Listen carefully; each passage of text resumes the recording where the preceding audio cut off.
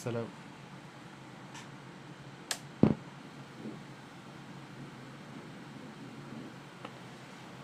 السلام عليكم ورحمة الله وبركاته. بسم الله والحمد لله والصلاة والسلام على رسول الله، أما بعد، فمنها ما في السنن وصحيح ابن حبان من حديث عبد الله بن بريدة عن أبيه.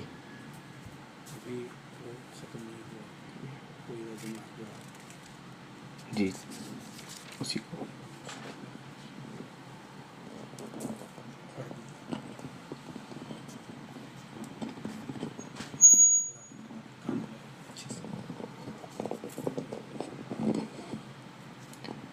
فصل.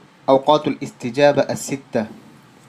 وإذا جمع مع الدعاء حضور القلب وجمعيته بكليته على المطلوب، وصادف وقتا من أوقات الإجابة الستة وهي الثلث الأخير من الليل، وعند الأذان، وبين الأذان والإقامة، وأدبار الصلوات المكتوبات، وعند صعود الإمام يوم الجمعة على المنبر حتى تقضى الصلاة من ذلك اليوم، وآخر ساعة بعد العصر. وصادف خشوعا في القلب وانكسارا بين يدي الرب، وذلة له وتضرعا ورقة، واستقبل الداعي القبلة، وكان على طهارة، ورفع يديه إلى الله، وبدأ بحمد الله والثناء عليه، ثم ثنى بالصلاة على محمد عبده ورسوله صلى الله عليه وسلم، ثم قدم بين يدي حاجته التوبة والاستغفار، ثم دخل على الله وألح عليه في المسألة وتملقه ودعاه رغبة ورهبة، وتوسل إليه بأسمائه وصفاته وتوحيده، وقدم بين يدي دعائه صدقة، فإن هذا الدعاء لا يكاد يرد أبدا، ولا سيما إن صادف الأدعية التي أخبر النبي صلى الله عليه وسلم أنها مظنة الإجابة، أو أنها متضمنة للاسم الأعظم.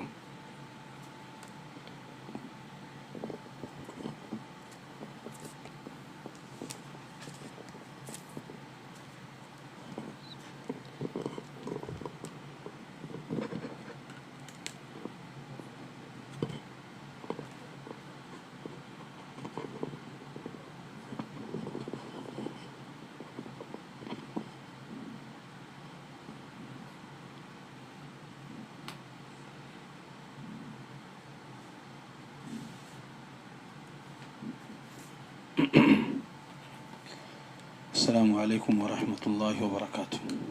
وعلیکم السلام ورحمۃ اللہ. بسم اللہ الحمد للہ والصلاة والسلام علی رسول اللہ وعلی آلہ وصحبہ ومن والاه. اما بعد، آج بتاریخ 18/4/2020 امام ابن قیم رحمہ اللہ تعالی کی عظیم الشان شاہکار الداء والدواء کی کا وہ مبحث جو دعا کی قبولیت سے متعلق ہے زیر درس ہے.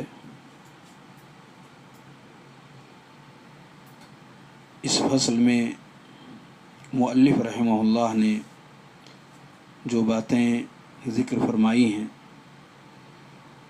اس کے تعلق سے پچھلے درس میں کچھ باتیں پیش کی جا چکی ہیں، اور یہ بتایا جا چکا ہے کہ اگر دعا کے اندر حضور قلب اور مکمل طور پر دل کے تمام حصوں سے دعا کی جائے اور ایسے اوقات میں کی جائے جو کہ قبولیت دعا کے اوقات میں سے ہو، تو رب کریم ایسی دعاؤں کو شرف قبولیت بخشتا ہے. مؤلف رحمہ اللہ نے قبولیت دعا کے اوقات کا یہاں تذکرہ فرمایا اور یہ ذکر کیا کہ یہ کل 6 اوقات ہیں. نمبر 1، رات کے تیسرے پہر میں، نمبر 2 اذان کے وقت، نمبر 3 اذان اور اقامت کے درمیان، نمبر 4 فرض نماز کے بعد، نمبر 5 امام کا جمعہ کے روز ممبر پر تشریف لانا خطبہ جمعہ کے لیے یہاں تک کہ نماز ختم ہو جائے۔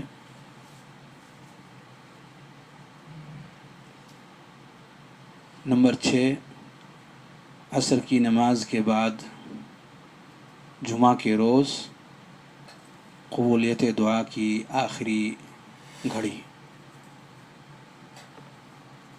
یہ 6 اوقات کا مؤلف رحمہ اللہ نے تذکرہ فرمایا اور اس بات کی تاکید کی کہ اگر ان اوقات میں سے کسی وقت میں انسان دعا کرتا ہے تو عجب نہیں کہ اللہ رب العالمین اس کی دعا کو شرف قبولیت بخشے۔ پچھلے درس میں ان 6 اوقات میں سے کچھ کے تعلق سے بعض تفصیلات کا تذکرہ کیا گیا تھا اور گفتگو چوتھے وقت کے تعلق سے چل رہی تھی۔ چوتھے وقت سے مراد ادبار الصلوات المکتوبات، ادبار الصلوات المکتوبات، فرض نماز کے بعد، ادبار الصلوات المکتوبات، فرض نماز کے بعد۔ اور پچھلے درس میں ادبار کے تعلق سے بھی اس کا معنی اور مفہوم ذکر کیا کہ ادبار جمع ہے دبر کی، اور دبر کل شیء عقبہ ومؤخرہ، دبر کا معنی یہ ہوتا ہے کہ ہر چیز کا آخری حصہ۔ اگر دبر الصلاح کہا جائے تو اس کا مطلب ہوتا ہے آخرها، یعنی آخر الصلاح۔ اور اس بات کی طرف بھی اشارہ دیا تھا کہ اس تعلق سے اہل علم کا اختلاف ہے کہ ادبار الصلوات سے کیا مراد ہے، آیا سلام پھیرنے سے پہلے یا سلام پھیرنے کے بعد؟ اور دبر کا اطلاق ان دونوں پر ہی ہوتا ہے، دبر کا اطلاق ان دونوں پر ہوتا ہے۔ ان دونوں سے مراد سلام سے پہلے اور سلام پھیرنے کے بعد، جیسا کہ پچھلے درس میں اس کی طرف اشارہ آ چکا ہے۔ اور اس بات کی طرف بھی اشارہ کیا تھا کہ صحیح اور راجح قول یہ ہے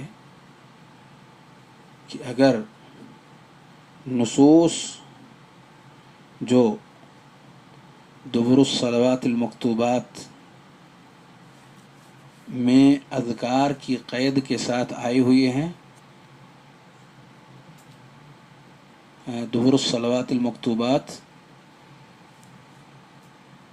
کی قید کے ساتھ اگر آئی ہوئی ہیں اور اس کا تعلق ذکر سے ہے،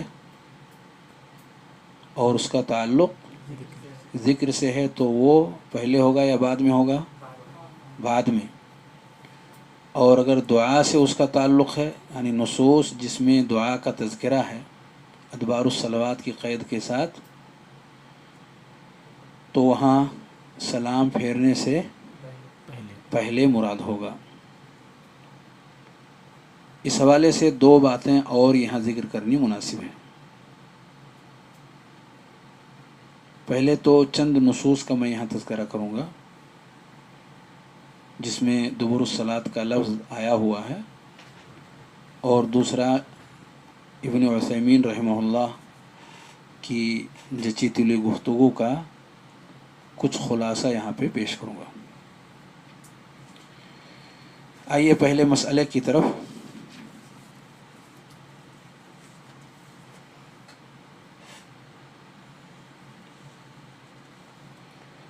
مغیرہ ابن شعبہ رضی اللہ تعالیٰ عنہ سے روایت ہے.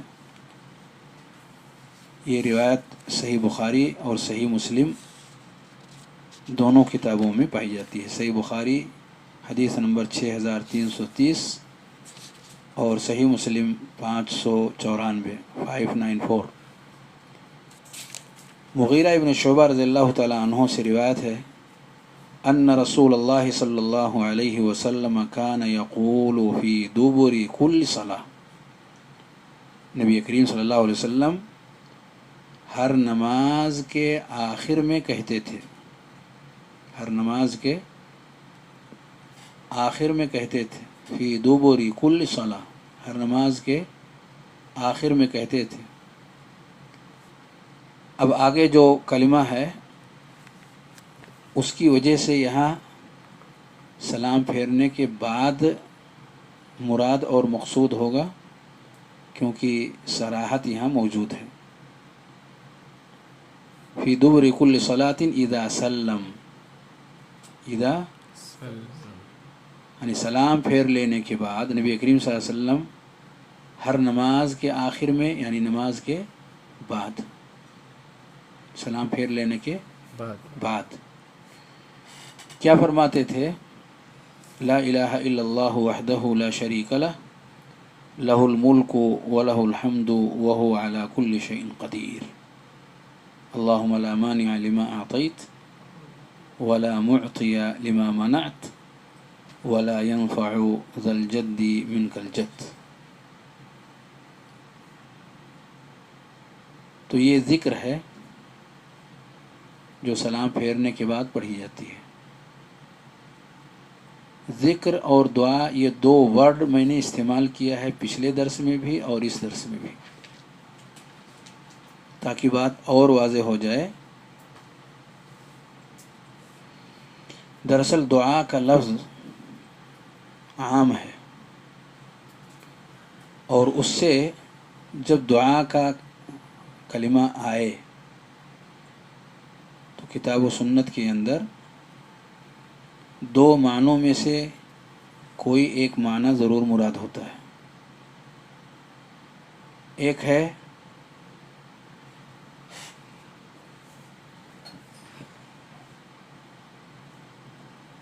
دعاء المسئلہ، ایک ہے دعاء المسئلہ، اور دوسرا ہے دعاء العبادہ.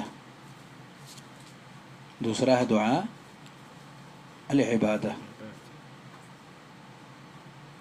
تو دعا کا کلمہ نصوص میں وارد ہوتا ہے، نصوص میں آتا ہے، اور ان دو معنوں میں سے کوئی ایک معنی مراد ہوتا ہے. کبھی دعائے عبادت مراد ہوتی ہے دعا بول کر کے، اور کبھی دعائے مسئلہ یعنی سوال، دعائے مسئلہ مراد ہوتا ہے. کیا ہے دعائے عبادت اور کیا ہے دعائے مسئلہ؟ دعائے عبادت اللہ کی تعریف، رب کریم کی کبریائی، اس کی حمد و ثنا، اس کی بڑائی اور بزرگی، اللہ رب العالمین کی خوبیاں، اس کے کمالات، اس کے افعال،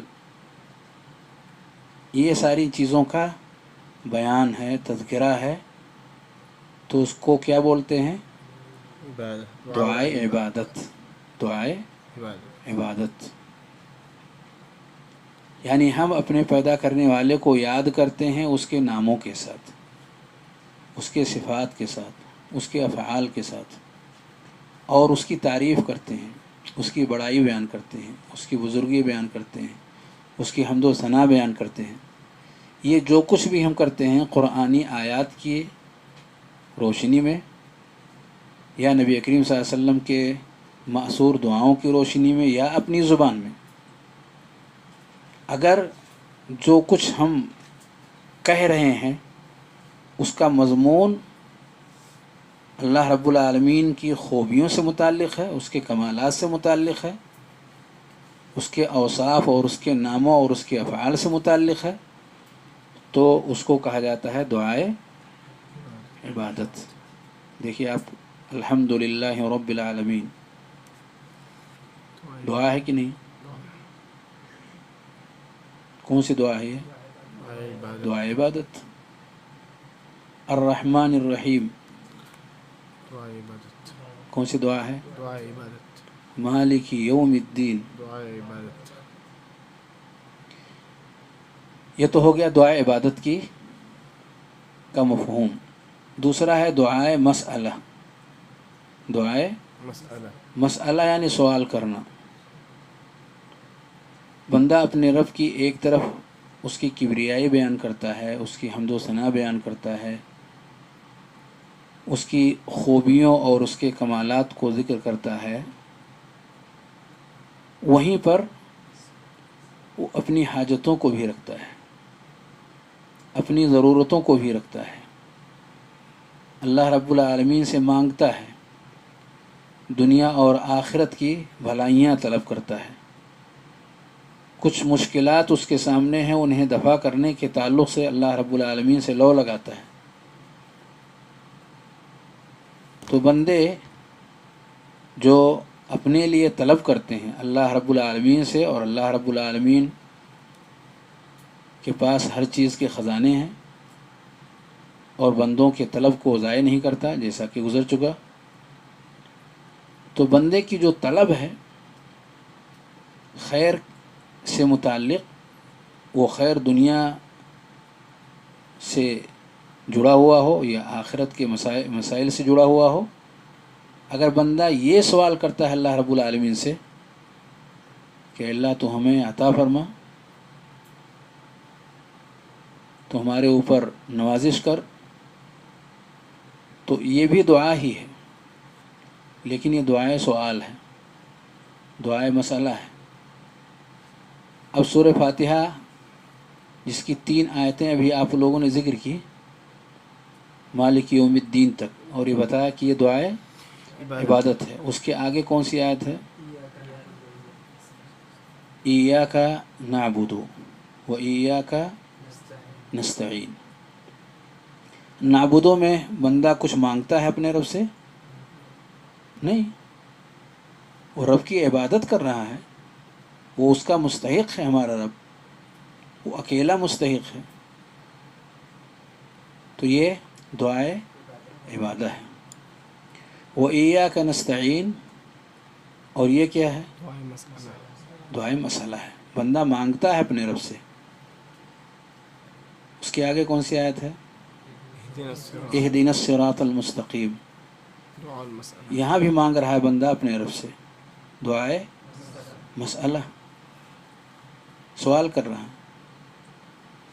آگے صراط الذین انعمت علیہم غیر المغضوب علیہم ولا الضالین. وہ ایسا راستہ مانگ رہا ہے جو راستہ رب کریم کی رضا کو عطا کرنے والا ہو، دینے والا ہو، اور وہ راستہ کہ جس پر چل کر کے انسان بھٹک جائے یا اس سے رب کی رضا کے بجائے اس کا غضب ہو. تو اللہ رب العالمین سے مانگتا ہے کہ اللہ ان سب چیزوں سے تو ہمیں دور فرما. یہ بھی دعا ہی ہے، لیکن کون سی دعا ہی ہے؟ دعائے مسئلہ. تو پوری سورہ فاتحہ کیا ہے؟ دعا ہے. پوری سورہ فاتحہ، پورا قرآن دعا ہے، پوری نماز دعا ہے. ابھی میں نے جیسے سورہ فاتحہ کے تعلق سے ایک ایک کر کے آپ کو بتایا، ایسے ہی پوری نماز کے بارے میں آپ غور کریں گے تو آپ کے سمجھ میں آئے گا کہ 2 باتیں نماز میں ہیں.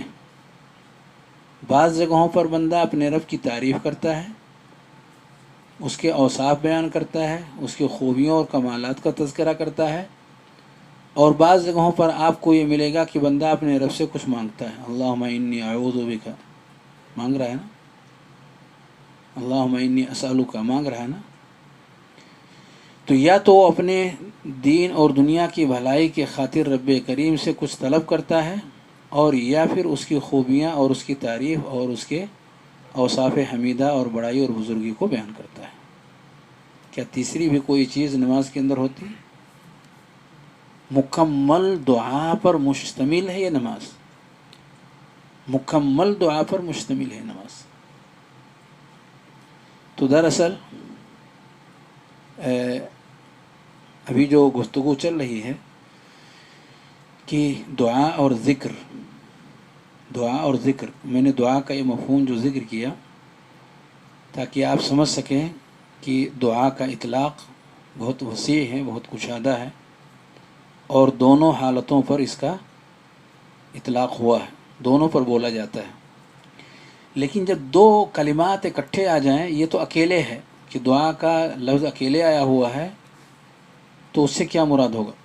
دونوں حالتیں مراد ہوں گی، چاہے بندہ اپنے لیے مانگ رہا ہو یا رب کریم کی تعریف کے لیے وہ رطب اللسان ہو۔ اور اگر دو کلمات ایک ساتھ آئے ہوئے ہوں، دعا اور ذکر، تو دونوں کا مفہوم الگ الگ ہو جاتا ہے۔ اگر دو کلمات ایک ساتھ آ جائیں تو دونوں کا معنی الگ الگ ہوتا ہے۔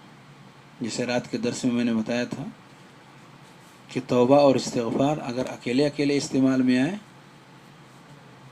تو ہر کلمہ دونوں کے مفہوم کو جامع اور شامل ہوتا ہے، اور اگر اکٹھا استعمال ہوں تو دونوں کا الگ الگ مفہوم ہے۔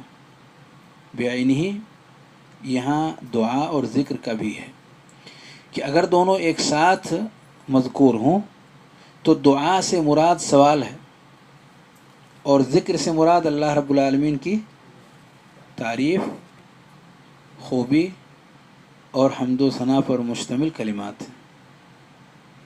سوال کا مطلب دعا، سوال کا مطلب دعا، بندہ دعا کر رہا ہے یعنی مانگ رہا ہے۔ اور ذکر کا مطلب کیا ہوگا؟ بندہ اپنے رب کی تعریف بیان کر رہا ہے، اس کی کبریائی بیان کر رہا ہے، اس کی حمد و ثنا بیان کر رہا ہے۔ یہ معنی ذکر کا ہوگا اگر دونوں کلمات ایک ساتھ استعمال میں آ رہے ہوں۔ تو اس معنی کو ذہن نشین رکھیں کہ دونوں کلمات ایک ساتھ آئے ہوئے ہیں تو ذکر سے کیا کہنا مقصود ہے اور دعا سے کیا کہنا مقصود ہے، اس کو ذہن میں رکھیں اور پھر آگے کی گفتگو کو جاری رکھیں۔ تو مغیرہ ابن شعبہ رضی اللہ تعالیٰ عنہ کی جو روایت ہے، کان یقول فی دبر کل صلاۃ اذا سلم لا الہ الا اللہ وحدہ لا شریک لہ لہ الملک ولہ الحمد وهو على كل شيء قدير اللهم لا مانع لما أعطيت ولا معطي لما منعت ولا ينفع ذا الجد منك الجد۔ اس میں سوال ہے اللہ رب العالمین سے، کہیں ہے سوال؟ مانگ رہا ہے بندہ اپنے لیے کچھ؟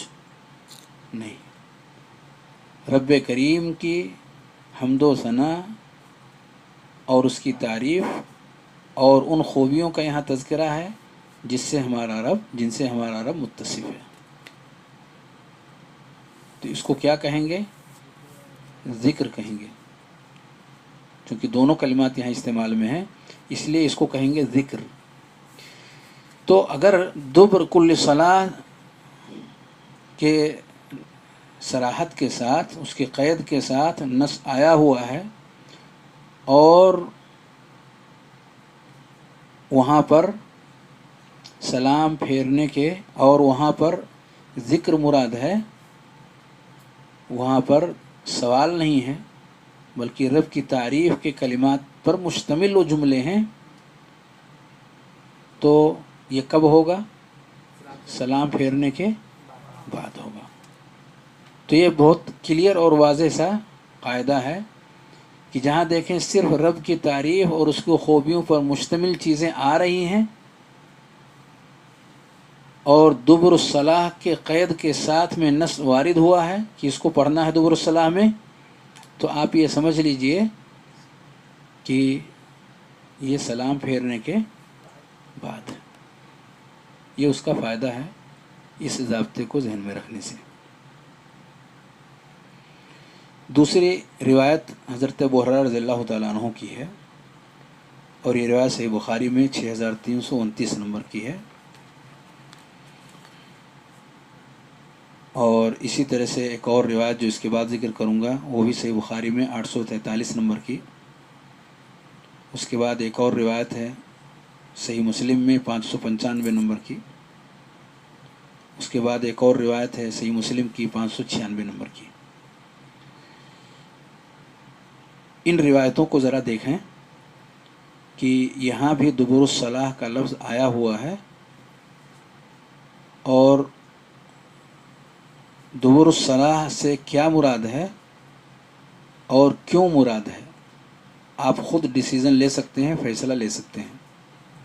ابو ہریرہ رضی اللہ تعالیٰ عنہ فرماتے ہیں، قال، حدیث کے بیچ سے یہ ہے، شروع سے نہیں. قالوا یا رسول اللہ ذهب اہل الدثور بالدرجات والنعیم المقیم، کہ مالدار لوگ بڑے درجات اور ہمیشہ کی نعمتوں کو لے کر کے چلے گئے.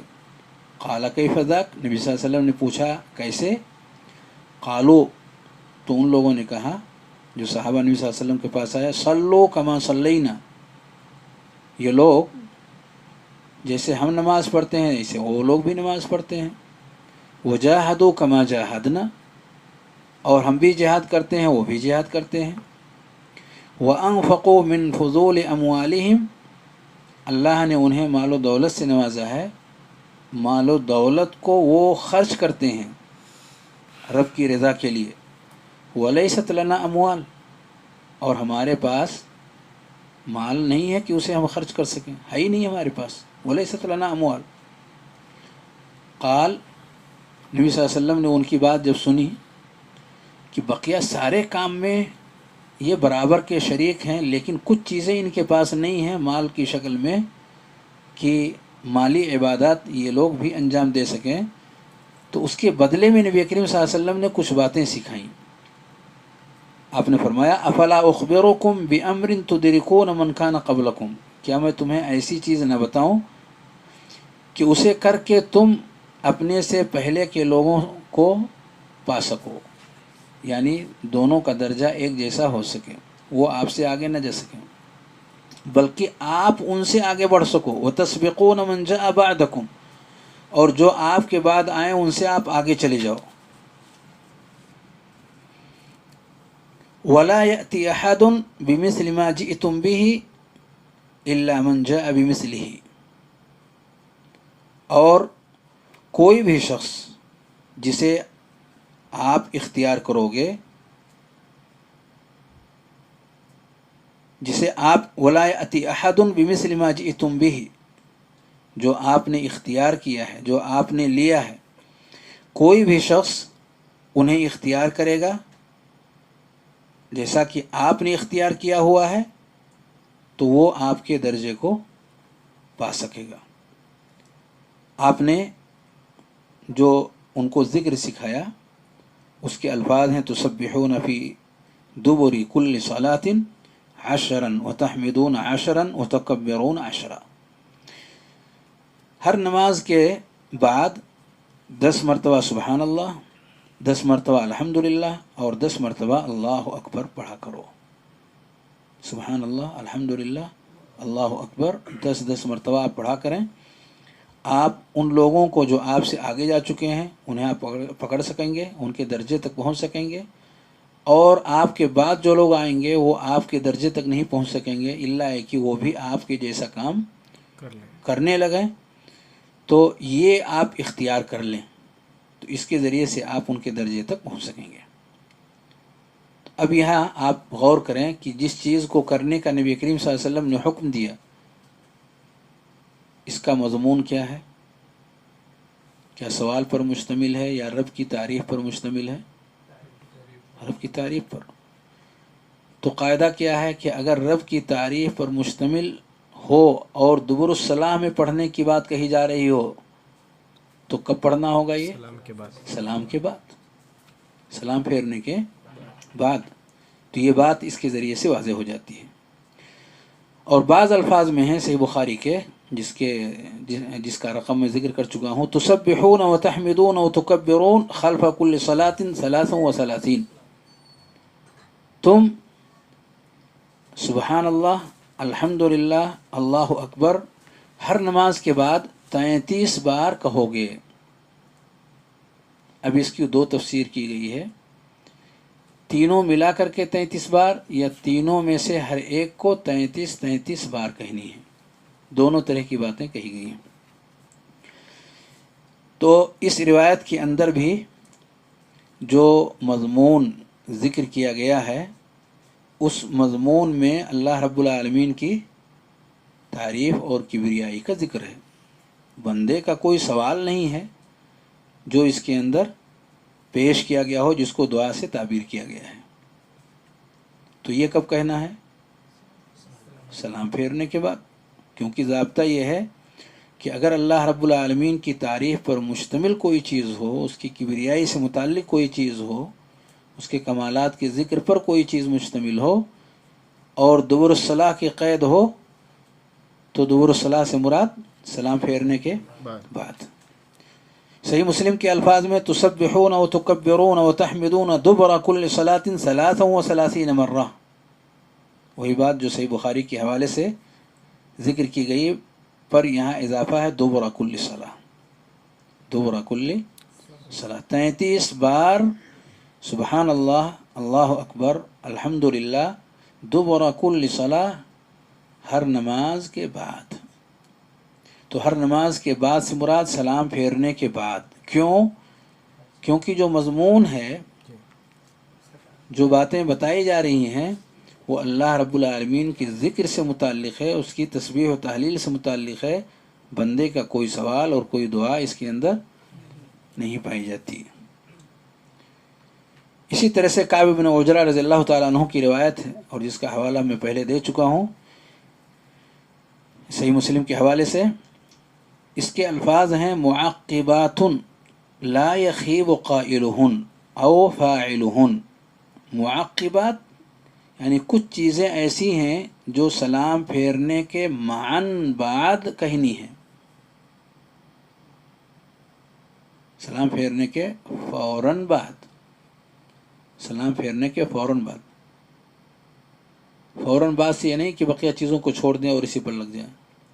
اس کا مطلب یہ ہے کہ ان اذکار کے علاوہ دوسرے اور کسی کام میں لگنے سے پہلے انہیں کہنا ہے. اسی حالت میں سلام پھیرنے کے بعد بیٹھے ہوئے ہیں، ذکر و اذکار کر رہے ہیں، ان کلمات کو اس سے پہلے کہ دوسری حالت میں ہم جائیں، ان اذکار کے علاوہ کی حالتوں میں سے جسے سنتیں ہم پڑھ رہے ہیں، قرآن مجید کی تلاوت کرنا چاہتے ہیں یا اور کوئی ضروری کام آیا ہوا اس میں لگنا چاہتے ہیں، اس حالت کو بدلنے سے پہلے جب تک اس حالت میں ہے اس حالت کے اندر ہمیں یہ چیز کہنی ہے. معقبات یہ عقب سے ہے. معقبات عقب سے ہے. عقب پچھلا حصہ، کسی چیز کا آخری حصہ.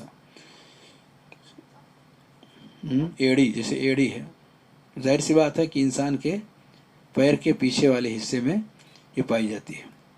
لا یخیب قائلہن کہ ان کا کہنے والا خائب و خاسر نہیں ہوگا، او فاعلہن یا اس کا کرنے والا. دبر کل صلاۃ مکتوبہ. دبر کل صلاۃ مکتوبہ، ہر فرض نماز کے بعد. کیا ہے یہ کلمات جو کہنی ہے؟ 33 تسبیحہ، 33 تحمیدہ، و 34 تکبیرہ. 33 مرتبہ سبحان اللہ، 33 مرتبہ الحمدللہ اور 34 مرتبہ اللہ اکبر. یہاں بھی دبر الصلاۃ المکتوبہ کا ذکر ہے. تو دبر الصلاۃ المکتوبہ سے یہاں مراد فرض نماز کے بعد، سلام پھیر لینے کے بعد مراد ہے. کیوں سلام پھیر لینے کے بعد مراد ہے؟ اس لیے کہ مضمون اللہ رب العالمین کی تعریف، اس کی کبریائی اور اس کی بڑائی سے متعلق ہے، اس کی حمد و ثنا سے متعلق ہے.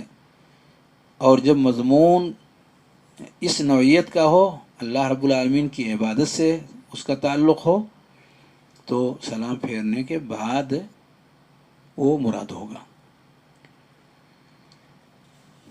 یہ تو ہوئی وہ روایات جن کے اندر دبر الصلاح کی قید ہے اور اس قید کے ساتھ کیا مراد لیا گیا ہے؟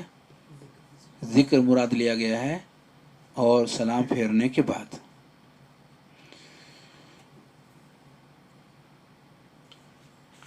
اور بھی نصوص ہیں جن کے ذریعے سے پتہ چلتا ہے کہ سلام پھیرنے سے پہلے اگر دبر الصلاح کا لفظ آیا ہوا ہے تو سلام پھیرنے سے پہلے مراد ہوگا جب اس کا مضمون دعاؤں پر مشتمل ہو۔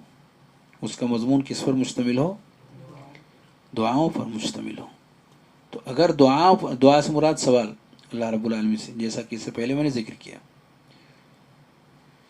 اور اسی بات کی وضاحت شیخ ابن عثیمین نے اپنی گفتگو کے اندر فرمائی ہے۔ تاکید کے طور پر میں ان کی گفتگو کا خلاصہ پیش کر دے رہا ہوں۔ شیخ ابن عثیمین فرماتے ہیں رحمہ اللہ، مجموع فتاوی جلد نمبر 13 صفحہ نمبر 268،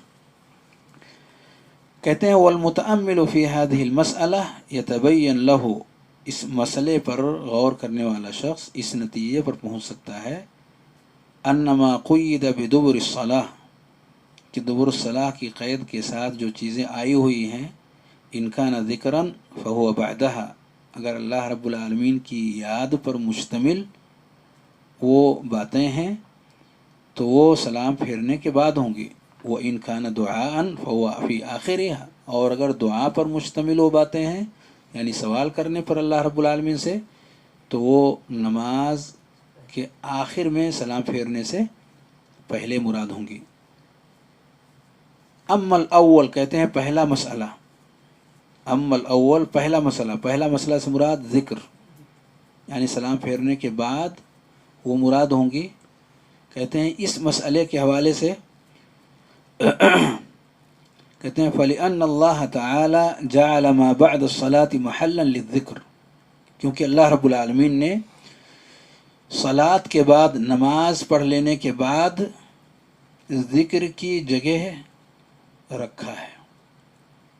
جب آپ سلام پھیر لیں تو ذکر کے لیے جس جگہ کو متعین فرمایا اللہ رب العالمین نے، وہ اس کام سے فراغت حاصل ہو جانے کے بعد ذکر کا مکان، ذکر کی جگہ متعین کیا ہے۔ اللہ رب العالمین نے ذکر کا محل، ذکر کی جگہ اس عبادت سے فراغت کے بعد رکھا ہے، نہ کہ عبادت کے اندر۔ عبادت سے فراغت کے بعد، عبادت کے اندر تو ہے ہی ہیں وہ ساری چیزیں جو اس سے پہلے میں نے ذکر کیا۔ فقال تعالی، اللہ رب العالمین کا فرمان ہے فَإِذَا قَضَيْتُمُ الصَّلَاةَ فَاذْكُرُوا اللَّهَ قِيَامًا وَقُعُودًا وَعَلَى جُنُوبِكُمْ، سورہ نساء آیت نمبر 103۔ جب نماز سے آپ فارغ ہو جائیں تو اللہ رب العالمین کا ذکر کریں، ہر حال میں، کھڑے ہیں تو، بیٹھے ہیں تو، لیٹے ہیں تو۔ یہ تین حالت میں کیسے ہم اللہ کا ذکر کریں گے؟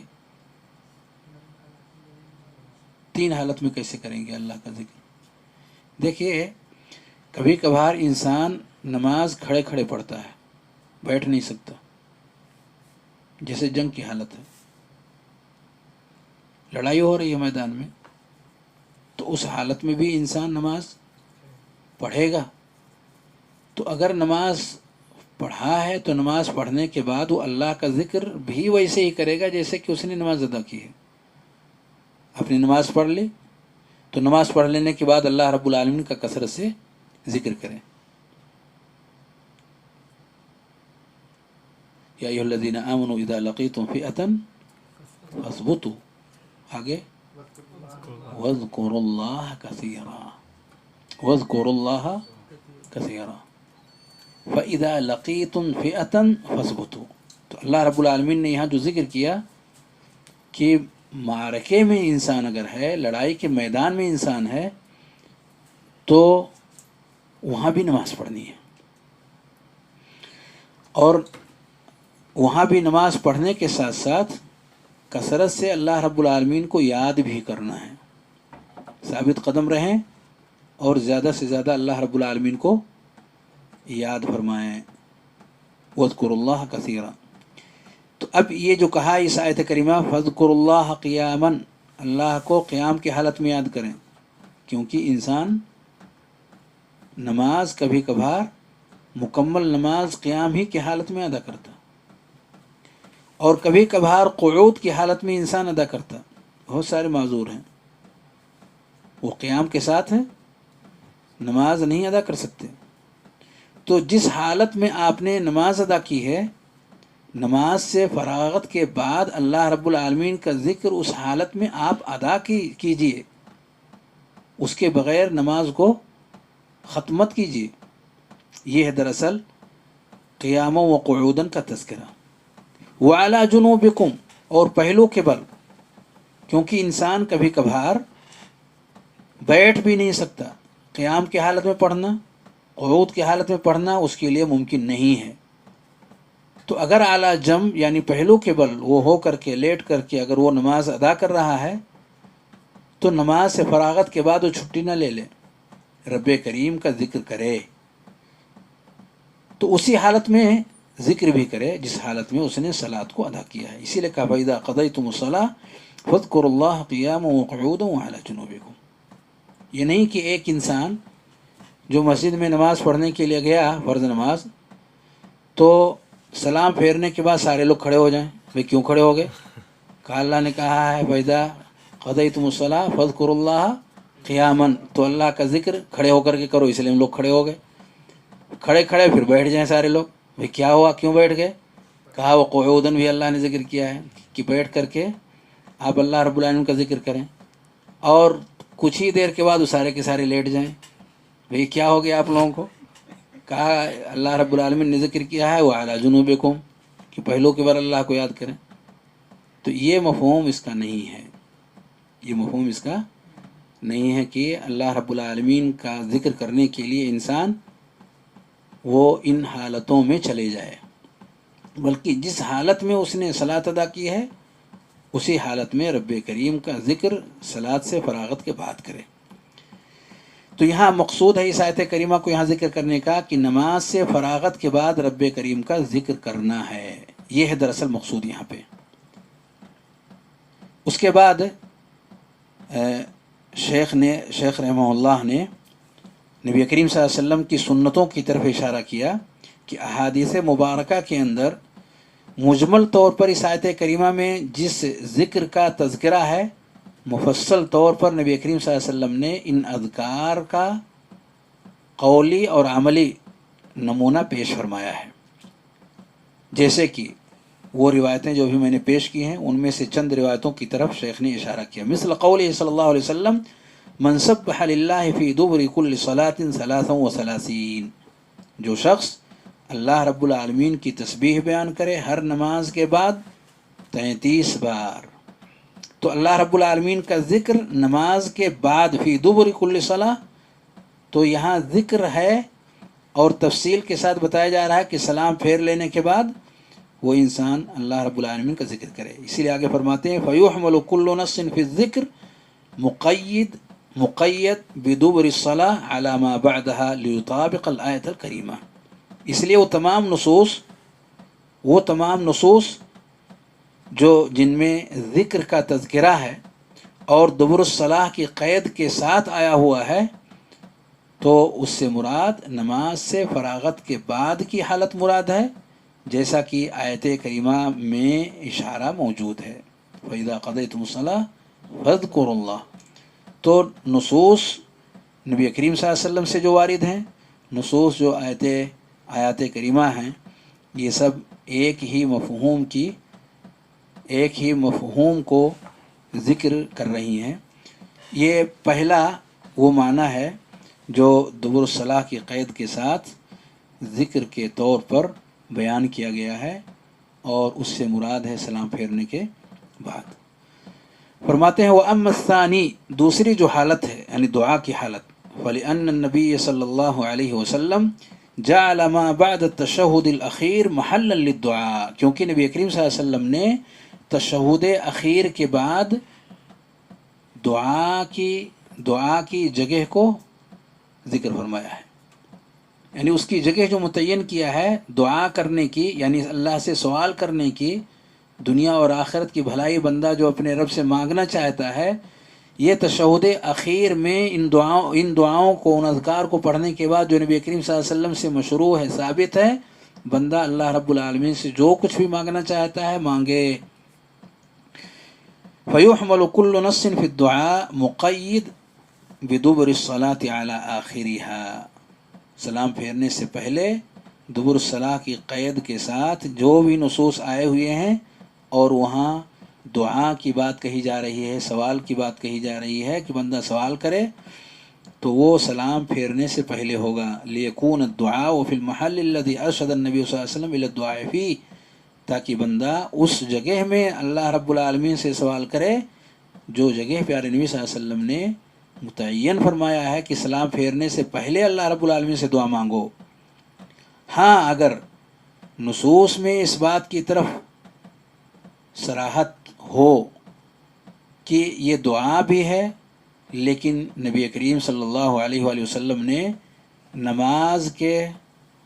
نماز کے بعد کی طرف اشارہ کیا ہے کہ اسے سلام کے بعد ہی پڑھنا ہے، دعا بھی ہے، جسے استغفر اللہ یہ دعا ہے، اللہ سے بندہ مانگ رہا ہے، لیکن صراحت بھی موجود ہے کہ سلام پھیرنے کے بعد۔ تو اگر نصوص میں اس بات کی صراحت ہو کہ دعا بھی ہے اور پھر بھی سلام پھیرنے کے بعد کی صراحت موجود ہے، تو ایسی دعاؤں کو سلام پھیرنے کے بعد ہی اختیار کیا جائے گا، نہ کہ پہلے۔ اور وہ نصوص جن سے یہ پتہ چلتا ہے کہ نبی کریم صلی اللہ علیہ وسلم نے تشہد اخیر میں اللہ رب العالمین سے دعا کرنے کی اجازت آپ نے دی ہوئی ہے، اور یہی جگہ متعین فرمایا ہے سلام پھیرنے سے پہلے، صحیح بخاری کے الفاظ میں ثم ليتخير من الدعاء أعجبه إليه فيدعو، ثم ليتخير من الدعاء أعجبه إليه فيدعو، بندہ دعاؤں کو اختیار کرے جو اس کے اپنے پسند کی دعا ہو۔ کب؟ تشہد پڑھ لینے کے بعد۔ تشہد کی جو دعائیں ہیں التحیات للہ، اور نبی کریم صلی اللہ علیہ وسلم پر جو درود کے کلمات ہیں، اور کچھ اذکار جو رب کریم کی تعریف پر مشتمل ہیں، جو نبی کریم صلی اللہ علیہ وسلم پڑھا کرتے تھے، تو ان سب چیزوں کو پڑھ لینے کے بعد نبی کریم صلی اللہ علیہ وسلم نے تذکرہ فرمایا ثم ليتخير من الدعاء أعجبه إليه فيدعو، پھر بندہ ان سب چیزوں سے فارغ ہونے کے بعد سلام پھیرنے سے پہلے کیا کچھ اپنے رب سے مانگنا چاہتا ہے، یہ مانگنے کا وقت ہے، فیدعو۔ اور صحیح مسلم کے الفاظ میں ثم ليتخير من المسألة ما شاء، بندہ کیا سوال کرنا چاہتا ہے اپنے رب سے، کیا طلب کرنا چاہتا ہے اپنے رب سے، سلام پھیرنے سے پہلے وہ سوال کرے۔ ثم ليتخير، وہ اختیار کر لے، پسند کر لے وہ سوال، وہ طلب، وہ حاجت، وہ دعا جو اس کی زندگی کی ضروریات میں سے ہیں، ما شاء، جو کچھ وہ چاہتا ہے۔ تو یہ صحیح بخاری اور مسلم کے الفاظ اس بات کی طرف اشارہ دے رہے ہیں کہ بندہ دعائیں کرے، کب کرے؟ سلام پھیرنے سے پہلے۔ یہ نہیں کہ ان دعاؤں کو بندہ سلام پھیرنے کے بعد کے لیے مؤخر کر دے۔ نبی صلی اللہ علیہ وسلم اس کی جگہ کہاں بتا رہے ہیں؟ سلام پھیرنے سے پہلے، اور اسے ہم کب کے لیے کر دے رہے ہیں؟ سلام پھیرنے کے بعد۔ تو نصوص تو اس بات کی طرف لے جا رہے ہیں کہ ہمیں سلام پھیرنے سے پہلے دعائیں مانگنی ہیں، اللہ رب العالمین سے سوالات کرنے ہیں، اور ہمارا عمل اس بات کی طرف لے جا رہا ہے کہ سلام پھیر کر کے ہم پھر اللہ رب العالمین سے دعا مانگیں۔ تو دونوں تو ایک دوسرے کے اپوزٹ ہو گیا۔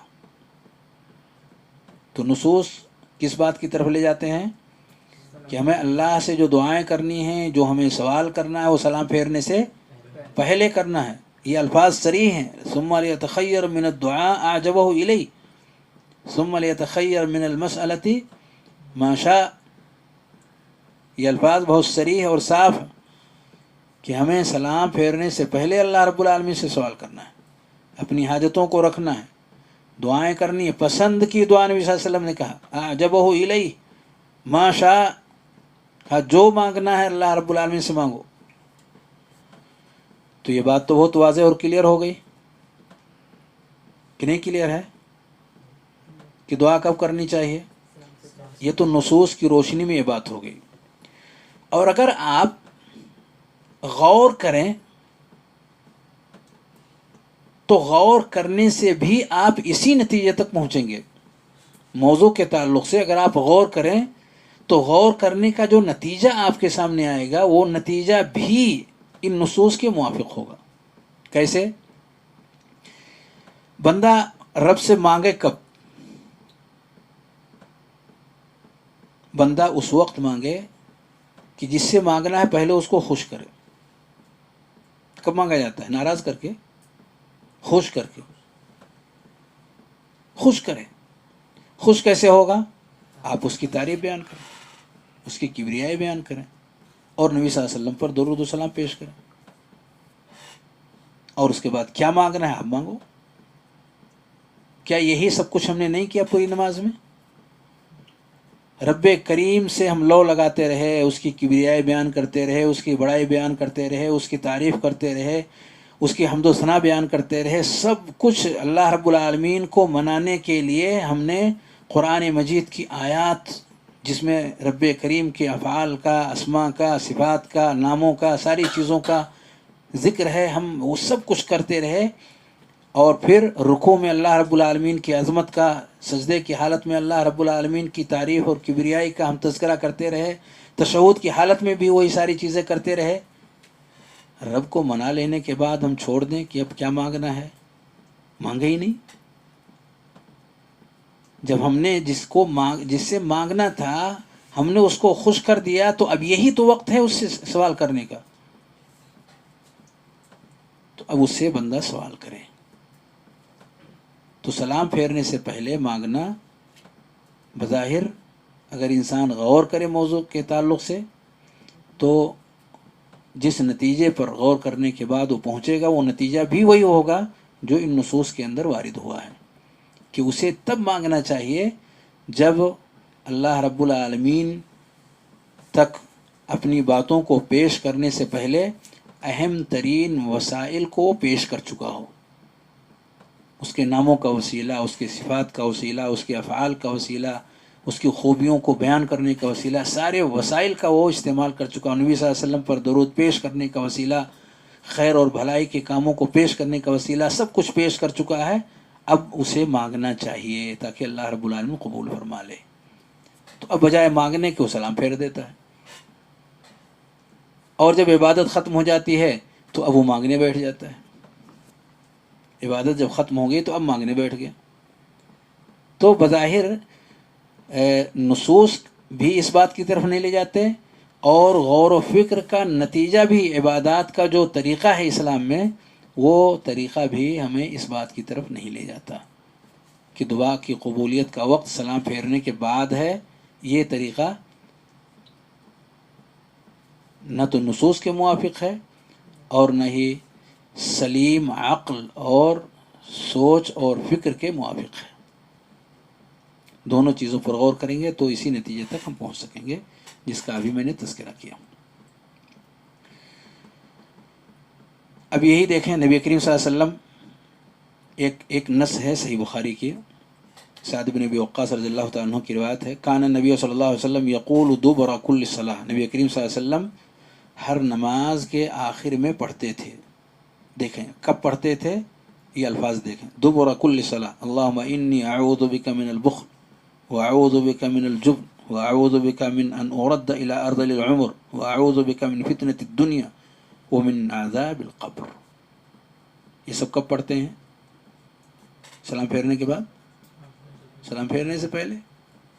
اور الفاظ موجود ہیں یقول دبر کل صلاۃ، یقول دبر کل صلاۃ. تو کلیئر ہوا یہ بات کلیئر ہوئی کہ اگر مانگنا ہے اللہ رب العالمین سے، کچھ مانگنا چاہتے ہیں اللہ رب العالمین سے دین و دنیا اور آخرت کی بھلائی کی چیز، تو سلام پھیرنے سے پہلے مانگیں. نبی کریم صلی اللہ علیہ وسلم نے نمونہ دے دیا ہے. بے شمار روایات ہیں اس تعلق سے. نبی کریم صلی اللہ علیہ وسلم کی دعائیں جو کچھ بھی ہیں وہ سلام پھیرنے سے پہلے کی ہیں. تو قول بھی فعل بھی، نبی کریم صلی اللہ علیہ وسلم کا قول فرمان اور نبی کریم صلی اللہ علیہ وسلم کا عمل دونوں ہی اس بات کی طرف لے جاتے ہیں کہ اگر سوال ہے، کوئی مانگ ہے اگر بندے کی کوئی، تو سلام پھیرنے سے پہلے رب کی بارگاہ میں رکھے، نہ کہ سلام پھیرنے کے بعد۔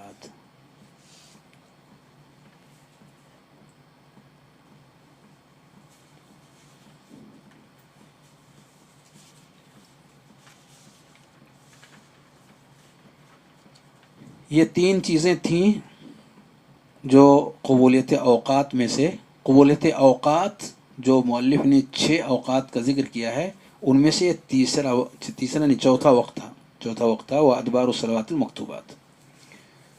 تو ادبار الصلوات المکتوبات کا مفہوم سمجھ میں آیا کہ ہمیں دعا مانگنی ہے۔ ادبار الصلوات المکتوبات جو مؤلف نے یہاں کہا ہے، اس سے کیا مراد ہے؟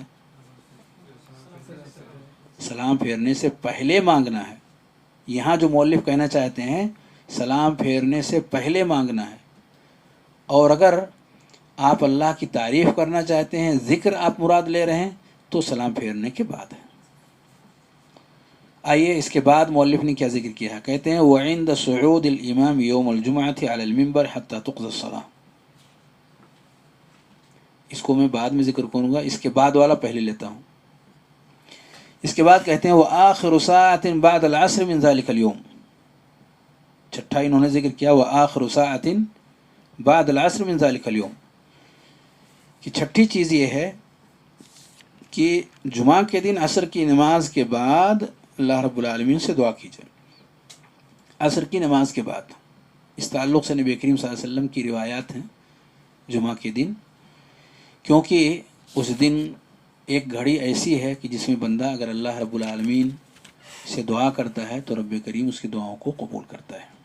صحیح بخاری کی روایت ہے اور صحیح مسلم میں بھی حضرت ابو ہریرہ رضی اللہ تعالیٰ عنہ فرماتے ہیں ان رسول اللہ صلی اللہ علیہ وسلم ذکر یوم الجمعۃ فقال، آپ نے جمعہ کا ذکر کیا، جمعہ کے دن کا، اور فرمایا فیہ ساعہ، کہ جمعہ کے دن ایک گھڑی ہے، لا یوافقها عبد مسلم، کہ وہ گھڑی بندے کو نہیں ملتی، وہو قائم یصلی، اس حالت میں کہ وہ نماز ادا کر رہا ہو، یسأل اللہ تعالی شیئا، اور اس گھڑی میں اللہ رب العالمین سے کچھ مانگ رہا ہو، الا اعطاہ ایاہ، اس گھڑی میں اگر بندے نے رب کریم سے کچھ طلب کیا ہے تو اللہ اسے ضرور عطا فرماتا ہے۔ وَأَشَارَ بِيَدِهِ يُقَلِّلُهَا، اور اشارہ کر کے نبی صلی اللہ علیہ وسلم نے اس گھڑی کے مختصر ہونے کی طرف اشارہ کیا، اور اشارہ کرتے ہوئے اپنے ہاتھ سے نبی کریم صلی اللہ علیہ وسلم نے اس کی قلت کی بات کہی ہے کہ وہ بہت مختصر سی گھڑی ہے۔ صحیح بخاری حدیث نمبر 935، صحیح مسلم حدیث نمبر 852۔ تو اس روایت سے یہ پتہ چلا کہ ایک گھڑی ایسی ہے کہ اگر بندے کو وہ گھڑی مل جائے جمعہ کے دن، اور وہ بہت مختصر سی گھڑی ہے، اہل علم کہتے ہیں یشیر الی انہا وقت قلیل خفیف، کہ بہت مختصر، بہت معمولی گھڑی ہے، یعنی بہت مختصر وقت میں وہ چیز ہے اور اس کے بعد وہ ختم ہو جاتی ہے۔ تو اگر بندے کو وہ گھڑی نصیب ہو جائے، وہ وقت مل جائے، اور اس وقت میں اللہ رب العالمین سے وہ کچھ مانگ رہا ہو، تو اللہ رب العالمین اسے ضرور عنایت فرماتا ہے۔ اسی لیے عبداللہ ابن سلام رضی اللہ عنہ کی جو روایت ہے، تو اس کے اندر اس بات کا تذکرہ ہے کہ عصر کی نماز کے بعد جو بات کہی جا رہی ہے فَالْتَمِسُوهَا آخِرَ سَاعَةٍ بَعْدَ الْعَصْرِ، کہ اس گھڑی کو اگر تلاش کرنا ہے تو عصر کی نماز کے بعد کہ آخری گھڑیوں میں سے ایک گھڑی ہے، یہ عصر کی نماز کے بعد آخری گھڑیوں میں سے گھڑی ہے، یعنی مغرب سے کچھ پہلے، آخر ساعت بعد العصر، عصر کی نماز کے بعد آخری گھڑیوں میں سے ایک گھڑی ہے۔ یہ روایت ابو داؤد کی ہے اور صحیح ہے۔ تو جب یہ بات یقینی ہو گئی کہ ایک مختصر سی گھڑی ہے جمعہ کے دن اور وہ عصر کی نماز کے بعد ہے، اور وہ بھی عصر کے بعد آخری گھڑیوں میں سے گھڑی ہے ختم ہونے سے پہلے، تو اس پر لوگوں نے کہا عبداللہ بن سلام سے، من جلس مجلسا، کہ یہ عصر کے بعد تو نبی صلی اللہ علیہ وسلم نے نماز پڑھنے سے منع کیا ہے، اور وہ بھی آخری وقت جو کہ کراہیت کا وقت رہتا ہے، تو یہ کیسے ممکن ہے کہ وہ قائم یصلی، کہ بندہ نماز پڑھ رہا ہے اس کو گھڑی مل جائے؟ تو دونوں چیزیں کیسے جمع ہو سکتی ہیں؟ ایک تو عصر کے بعد آخری گھڑیوں میں سے گھڑی ہے وہ، اور اس میں نبی صلی اللہ علیہ وسلم نے نماز پڑھنے سے منع کیا ہے، اور روایت اس بات کی طرف اشارہ دے رہے ہیں کہ وہ بندہ نماز کے لیے کھڑا ہو، نماز پڑھ رہا ہو، اور اس میں نماز پڑھنے سے منع کیا گیا ہے۔ یہ دونوں چیزیں جمع کیسے ہو سکتی ہیں؟ تو عبداللہ ابن سلام رضی اللہ تعالی عنہ نے اس کی وضاحت فرمائی، کہتے ہیں من جلس مجلسا ينتظر الصلاة فهو في صلاة حتى يصلي، اگر کوئی شخص نماز کے انتظار کے لیے بیٹھا ہوا ہے تو سمجھائیں کہ وہ نماز ہی میں ہے یہاں تک کہ نماز پڑھ کر کے وہ فارغ ہو جائے، اسے وہ اجر ملتا ہے جو نمازی کو نماز کے دوران نماز کی ادائیگی کے لیے ملتا ہے۔ وہ بیٹھا ہوا انتظار کر رہا ہے مغرب کی نماز کا، تو نماز کی حالت میں ہے، اب وہ دعائیں کرے، یہ نہیں کہ وہ کھڑے ہو کر کے نماز پڑھنا شروع کر دے، کیونکہ یہ کراہیت کا وقت ہے، اس میں اس کو نماز نہیں پڑھنی ہے، اسے دعا مانگنی ہے۔ تو عصر کی نماز کے بعد اگر کوئی شخص اس گھڑی کو پانا چاہتا ہے تو یہ نہیں کہ وہ زیادہ سے زیادہ نماز پڑھے، وہ قائم یصلی، بلکہ کیا کرنا ہوگا، اسے انتظار کرنا ہے مغرب کی نماز کا۔ تو اگر مغرب کی نماز کے انتظار کے لیے وہ شخص بیٹھا ہوا ہے تو گویا کہ وہ شخص نماز کی حالت میں ہے، اب اسے کیا کرنا ہے، اسے مانگنا ہے اپنے رب سے، وہ مانگنی ہے جو اس کے دنیا اور آخرت کی بھلائی کا سامان ہے، اس کے پسندیدہ چیز ہے۔ تو دعاؤں میں اسے مشغول رہنا ہے، ذکر و اذکار میں مشغول رہنا ہے، نماز کے انتظار کی اس گھڑی کو اپنی پسند کی دعاؤں سے آباد کرنا ہے۔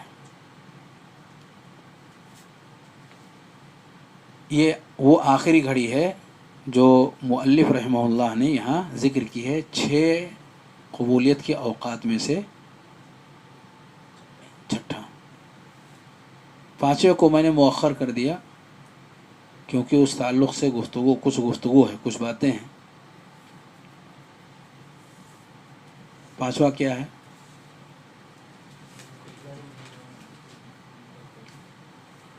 پانچویں میں ہے عند صعود الامام یوم الجمعۃ علی المنبر حتی تقضی الصلاۃ۔ اصل میں یہ 5 چیزیں ابھی جو میں نے ذکر کی ہیں ان میں کسی طرح کا کوئی اختلاف نہیں، لیکن جو ابھی میں نے مؤخر کر دیا ہے اس میں اختلاف ہے، تو اس کے لیے میں نے اس کو بعد میں ذکر کیا، حالانکہ مؤلف نے پہلے ذکر کیا، اس کو میں نے بعد میں اسی لیے ذکر کیا، اس کے بارے میں اختلاف ہے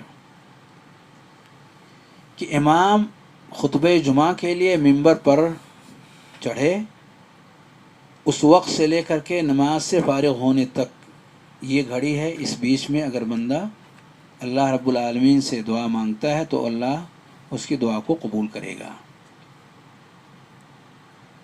اس تعلق سے جو روایت ہے صحیح مسلم میں ہے، حدیث نمبر 853 وعن ابی بردۃ بن ابی موسیٰ الاشعری قال قال لي عبد الله بن عمر أسمعت أباك يحدث عن رسول الله صلى الله عليه وسلم في شأن ساعة الجمعة؟ ابو بردہ ابن ابی موسیٰ اشعری رضی اللہ تعالی عنہ یعنی صحابی، ابو بردہ تابعی ہیں۔ قال لي عبد الله بن عمر رضی اللہ عنہما، عبداللہ بن عمر رضی اللہ عنہما نے مجھ سے کہا، ابو بردہ کہتے ہیں کہ عبداللہ بن عمر نے مجھ سے کہا، اسمعت اباک یحدث عن رسول اللہ صلی اللہ علیہ وسلم فی شأن ساعة الجمعہ، کہ آپ نے اپنے ابو سے سنی ہے کہ وہ نبی کریم صلی اللہ علیہ وسلم سے بیان کر رہے ہوں جمعہ کی گھڑی کے تعلق سے؟ کوئی بات سنی ہے آپ نے کہ جمعہ کی وہ گھڑی جو قبولیت کی ہے اس تعلق سے انہوں نے نبی کریم صلی اللہ علیہ وسلم سے کوئی حدیث سنی ہوئی ہے؟ قال قلت نعم، کہتے ہیں کہ میں نے کہا ہاں. یہ کون بول رہے ہیں؟ ابو بردہ. نعم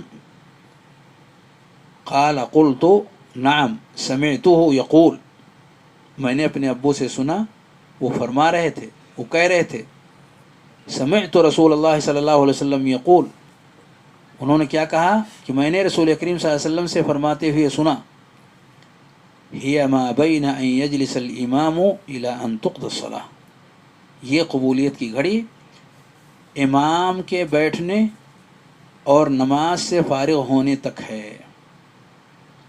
ہی ما بین ان یجلس الامام الی ان تقضی الصلاۃ، ہی ما بین ان یجلس الامام الی ان تقضی الصلاۃ، یہ گھڑی امام کے بیٹھنے اور نماز سے فارغ ہونے تک ہے، ان دونوں کے بیچ میں. اب بیٹھنے سے کیا مراد ہے؟ پہلے یہ طے ہو جائے بیٹھنے سے کیا مراد ہے. مؤلف نے یہاں جو ذکر کیا ہے، دیکھیں مؤلف کی عبارت، وعند صعود الامام یوم الجمعۃ علی المنبر، امام کا جمعہ کے روز منبر پر چڑھنے کے وقت سے شروع ہوتا ہے حتی تقضی الصلاۃ، نماز کے ختم ہونے تک. شروع کب سے ہوگا؟ ممبر پر چڑھنے. صعود کہا ہے، ممبر پر چڑھنے، ممبر پر بیٹھنے کی بات نہیں کہی ہے، ممبر پر چڑھنے، چڑھنے کے بعد بیٹھے گا ہی، اور نماز سے فارغ ہونے تک. حدیث کے الفاظ میں کیا ہے؟ ہی ما بین ان یجلس الامام الی ان تقضی الصلاۃ، امام کے بیٹھنے اور نماز سے فارغ ہونے کے بیچ میں. کچھ فرق سمجھ میں آیا؟ مؤلف نے جو بات کہی ہے بہت عام ہے، حدیث کے جو الفاظ ہیں بہت خاص. مؤلف کی گفتگو میں دو بیٹھک داخل ہے، دو بیٹھک. مؤلف کی گفتگو میں لازمی طور پر دو بیٹھک موجود ہیں، ایک پہلے خطبے کے لیے اور ایک دوسرے خطبے کے لیے. دو بار بیٹھنا ہے اس کو کہ نہیں. اور حدیث کے الفاظ میں احتمال ہے کہ پہلی بیٹھک ہو، احتمال ہے کہ دوسری بیٹھک ہو، اور احتمال ہے کہ دونوں ہی بیٹھک مراد ہو.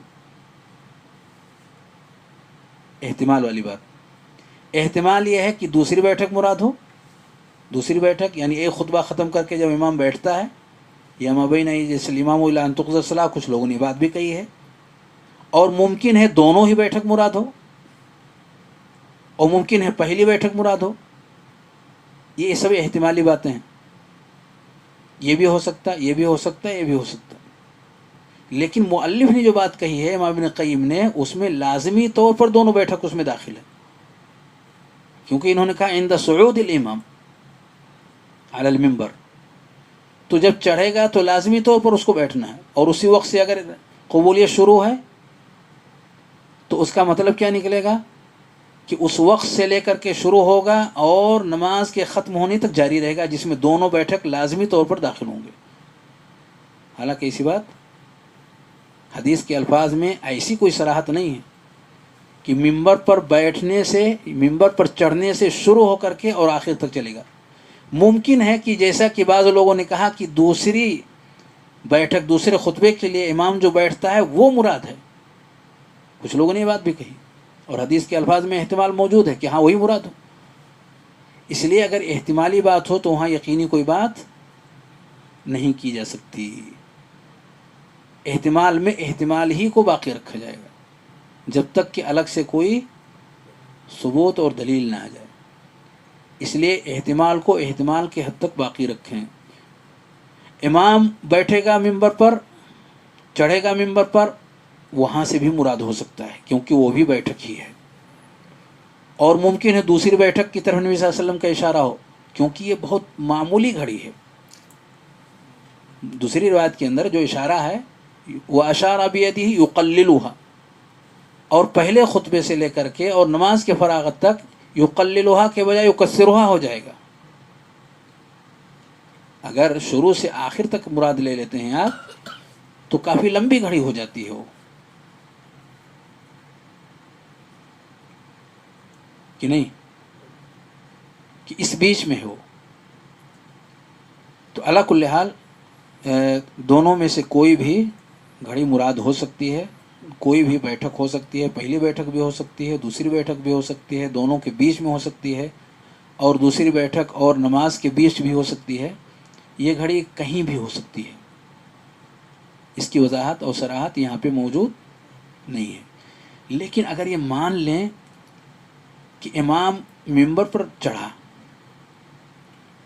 اور یہ گھڑی شروع ہو گئی اسی وقت، کیونکہ بیٹھنے کا تذکرہ موجود ہے حدیث میں، اور یہ گھڑی اسی وقت شروع ہو گئی، اور یہ بھی ہے کہ بہت مختصر سا وقت رہتا ہے اس کا، جیسے کہ نبی صلی اللہ علیہ وسلم نے کہا. تو اس کا مطلب یہ ہے کہ جب تک ہمیں بولنے کی ممانعت نہیں ہے تب تک ہم دعا مانگ سکتے ہیں، اور مانگنا چاہیے. جب تک مؤذن شروع نہ ہو جائے اللہ اکبر، تب تک بیٹھنے اور مؤذن کے شروع ہونے کے بیچ میں ہمیں دعا مانگنی چاہیے.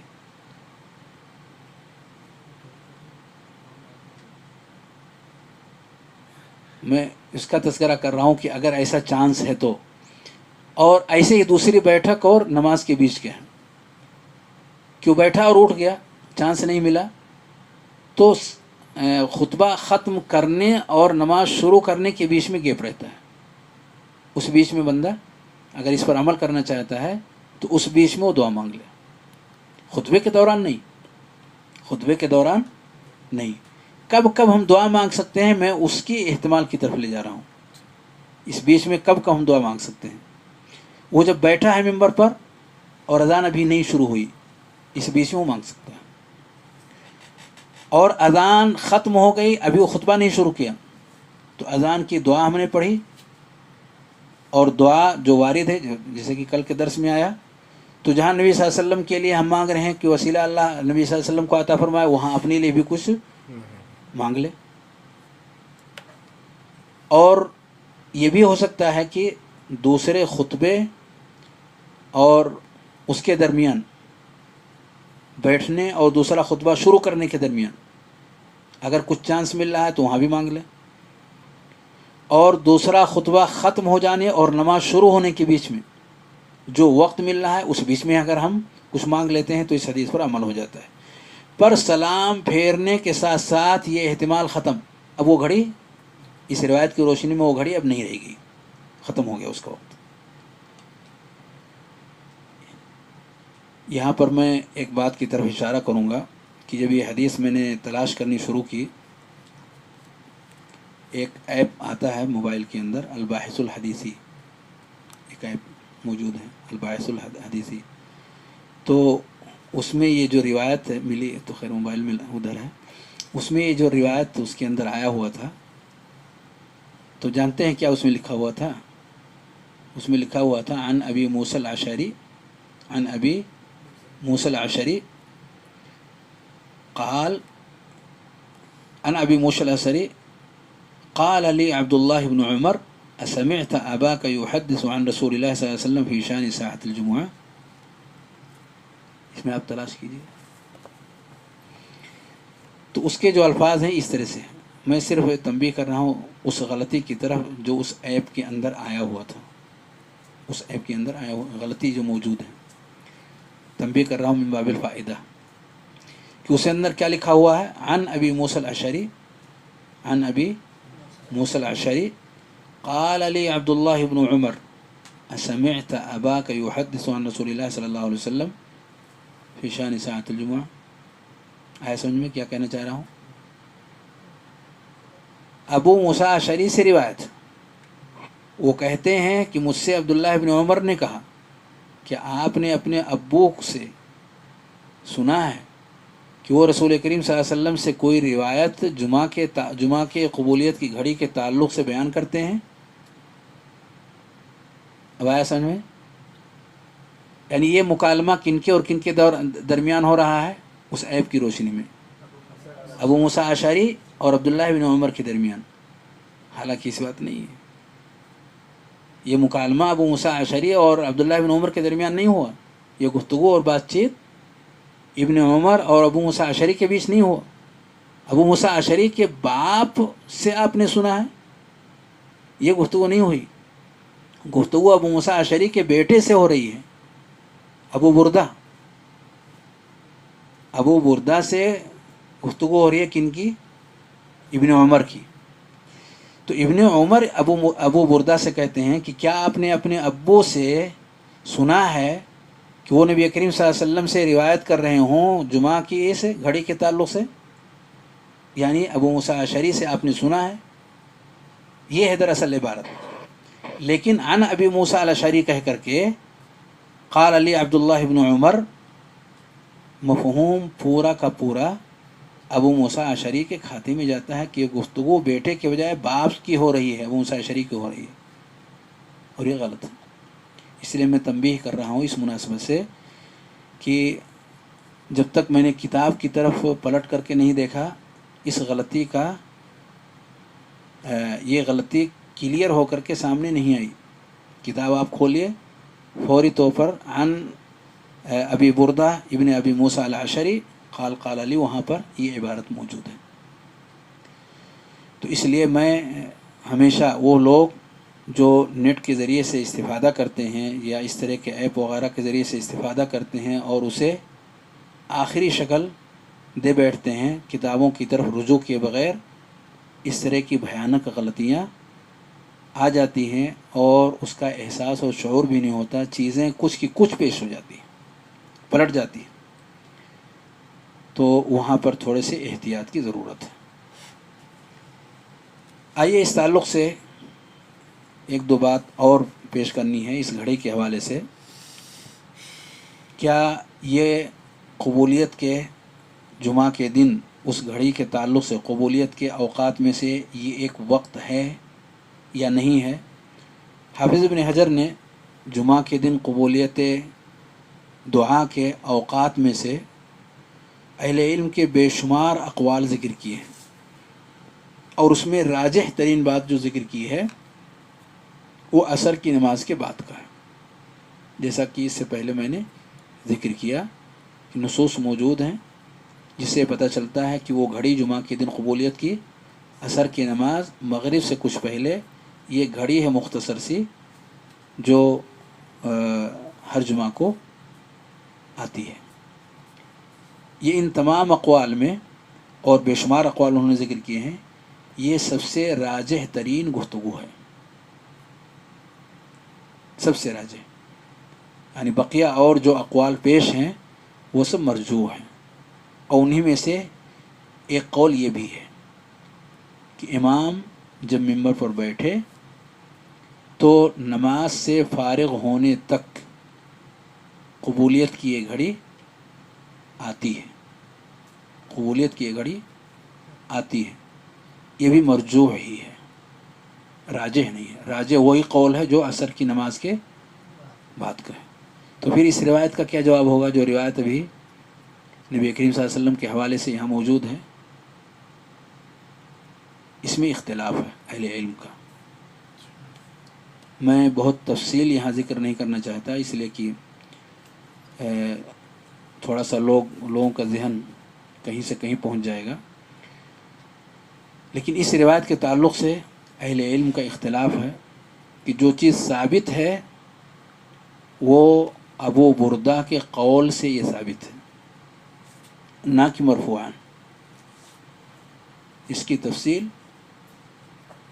امام دارقطنی کی کتاب التتبع کے اندر دیکھی جا سکتی ہے. التتبع، انہوں نے کتاب لکھی ہے الالزامات التتبع، کافی تفصیل سے اس پر گفتگو انہوں نے فرمائی ہے امام دارقطنی رحمۃ اللہ علیہ کی. اور اس کی بہت مفصل تشریح اور گفتگو اس موضوع کی دکتور ربیع بن ہادی المدخلی حفظہ اللہ کی مشہور اور مایہ ناز کتاب بین الامامین مسلم والدارقطنی جو کتاب ہے، تو اس روایت کو انہوں نے پیش کیا ہے، اور روایت کے اعتبار سے اس میں صحیح اور راجح جو موقف ہے دلائل کی روشنی میں وہ انہوں نے پیش کیا ہے. اس کا صفحہ نمبر بھی آپ دیکھ سکتے ہیں.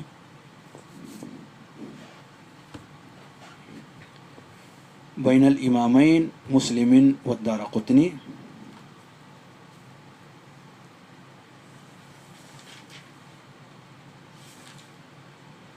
یہ ہے کتاب الجمعہ، صفحہ نمبر 176 سے شروع ہو کر کے 181 تک. بین الامامین جو کتاب ہے اس پر بہت تفصیلی گفتگو شیخ نے فرمائی ہے، اور اس روایت کے تعلق سے بہت تفصیلی گفتگو یہاں رقم کی ہے، اور ذکر فرمایا ہے کہ امام دارقطنی نے جو موقف اختیار کیا ہے وہی صحیح ہے، اور یہ محدثین کا وہ موقف ہے کہ جس کے حوالے سے ہم یہ کہہ سکتے ہیں کہ صحیح اور راجح اس روایت کے حوالے سے دونوں رائوں میں سے کہ مرفوض راجح ہے یا ابو بردہ کے قول سے مقطوع. تو ان اقوال کی روشنی میں اور علمی دلائل کی روشنی میں جو اصول حدیث کے اصول ہیں اس کی روشنی میں راجح ترین قول یہی ہے کہ یہ مقطوع ہے، مقطوع ہے ابو بردہ کے قول سے. یا ما بین ان یجلس الامام الی ان تقضی الصلاۃ، یہ قول ہے کس کا؟ ابو بردہ کا قول ہے، مرفوعاً پیارے نبی صلی اللہ علیہ وسلم سے ثابت نہیں ہے. خلاصہ یہ نکلا کہ عصر کی نماز کے بعد وہ گھڑی جس کا تذکرہ متعدد روایات کے اندر وارد ہوا ہے وہی راجح ہے، جیسا کہ اہل علم نے ذکر فرمایا ہے. یہ کل 6 گھڑیاں ہیں جو مؤلف رحمہ اللہ نے ذکر کی ہیں، اور ان 6 کے تعلق سے یہ چند تشریحی گفتگو تھی جو میں نے ذکر کی ہے.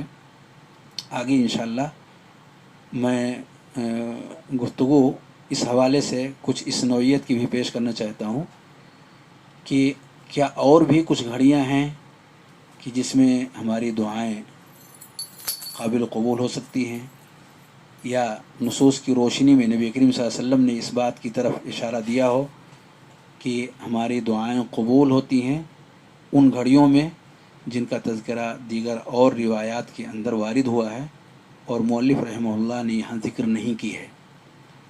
میں نے جمع کیا تو مزید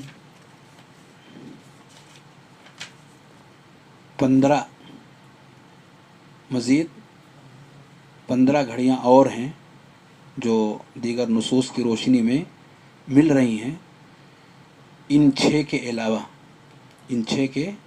علاوہ 15 اور گھڑیاں ہیں، اور نصوص میں اس بات کی صراحت ہے کہ اگر بندہ ان اوقات میں رب کریم سے دعا فرمائے تو اللہ رب العالمین اس کی دعاؤں کو قبول فرمائے گا. آنے والے درس میں انشاءاللہ اس کے تعلق سے اشارہ کرتے ہوئے آگے بڑھنے کی کوشش کی جائے گی. اللہ رب العالمین ہم سب کو صحیح راستے پر چلنے کی توفیق عطا فرمائے، اور جو بھی قبولیت کے اوقات ہیں انہیں سمجھنے اور جاننے کے ساتھ ساتھ اپنی دعاؤں کو اور اللہ رب العالمین سے مانگنے کو ہمیں زیادہ سے زیادہ توفیق بخشے.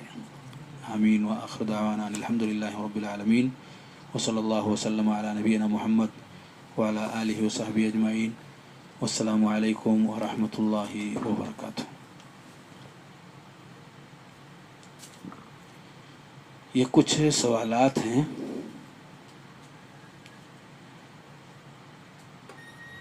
ان سوالات کو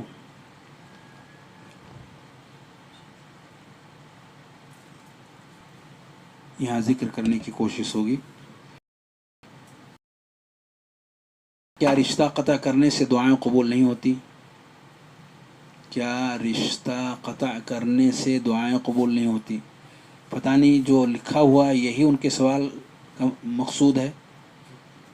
کیا رشتہ قطع کرنے سے، یعنی ایک انسان رشتہ داری کو توڑتا ہے تو جو انسان اپنے رشتے کو توڑ رہا ہو وہ اگر دعا کرے تو کیا اس کی دعا قبول نہیں ہوگی؟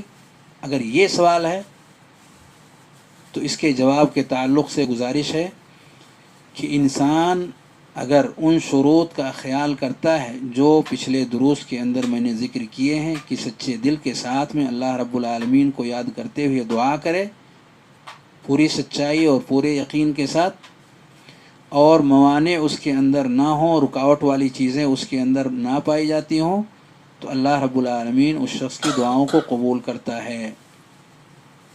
رشتے داری توڑنا یہ گناہ ہے، جرم ہے، اس پر انسان گنہگار ہوگا، پر اس کا یہ معنی نہیں ہے کہ اس کے ہوتے ہوئے اس کی دعائیں رد کر دی جائیں گی، قبول نہیں کی جائیں گی، کیونکہ اس سے بڑا گناہ کفر کا گناہ ہے جو انسان کی زندگی میں پائی جاتی ہے۔ اگر وہ سچے دل سے اور اخلاص کے ساتھ اللہ کو یاد کرتا ہے، اس سے دعا مانگتا ہے، تو اللہ اس کی دعا کو قبول کرتا ہے۔ تو ایک بندہ جو مسلمان ہو اور اس کی زندگی میں گناہ ہو اور وہ گناہ کفر کے گناہ سے کمتر درجے کا ہو، تو اس کی دعا بدرجہ اولا اللہ رب العالمین قبول فرمائے گا۔ اور اگر اس سوال سے یہ مقصود ہو کہ بندہ دعا یہ کرتا ہے کہ اللہ ہمارے اور اس کے درمیان یا فلاں اور فلاں رشتے والے کے درمیان کچھ ایسا معاملہ کر دے کہ وہ لوگ لڑتے رہیں، کٹتے رہیں، مرتے رہیں، تباہ ہوتے رہیں، اگر ایسی دعا کرنا چاہتا ہے تو حدیث کے الفاظ میں صاف اور صریح اس بات کا تذکرہ ہے کہ ایسی دعاؤں کو اللہ قبول نہیں کرتا، ایسی دعاؤں کو اللہ قبول نہیں کرتا ہے۔ جن دعاؤں کے اندر گناہ کی بات کہی جائے، اللہ سے مدد مانگ رہا ہے گناہ کے کام کو کرنے کے لیے، اللہ سے دعا مانگ رہا ہے رشتہ داریوں کو توڑنے کے لیے، اور ماشاءاللہ گھر آباد ہے، خاندان آباد ہیں، میاں بیوی ہنسی خوشی کے ساتھ رہتے ہیں، پر ان کے پیٹ میں درد ہو رہا ہے اور رب کریم سے دعا مانگ رہے ہیں اللہ ان کو تباہ کر دے،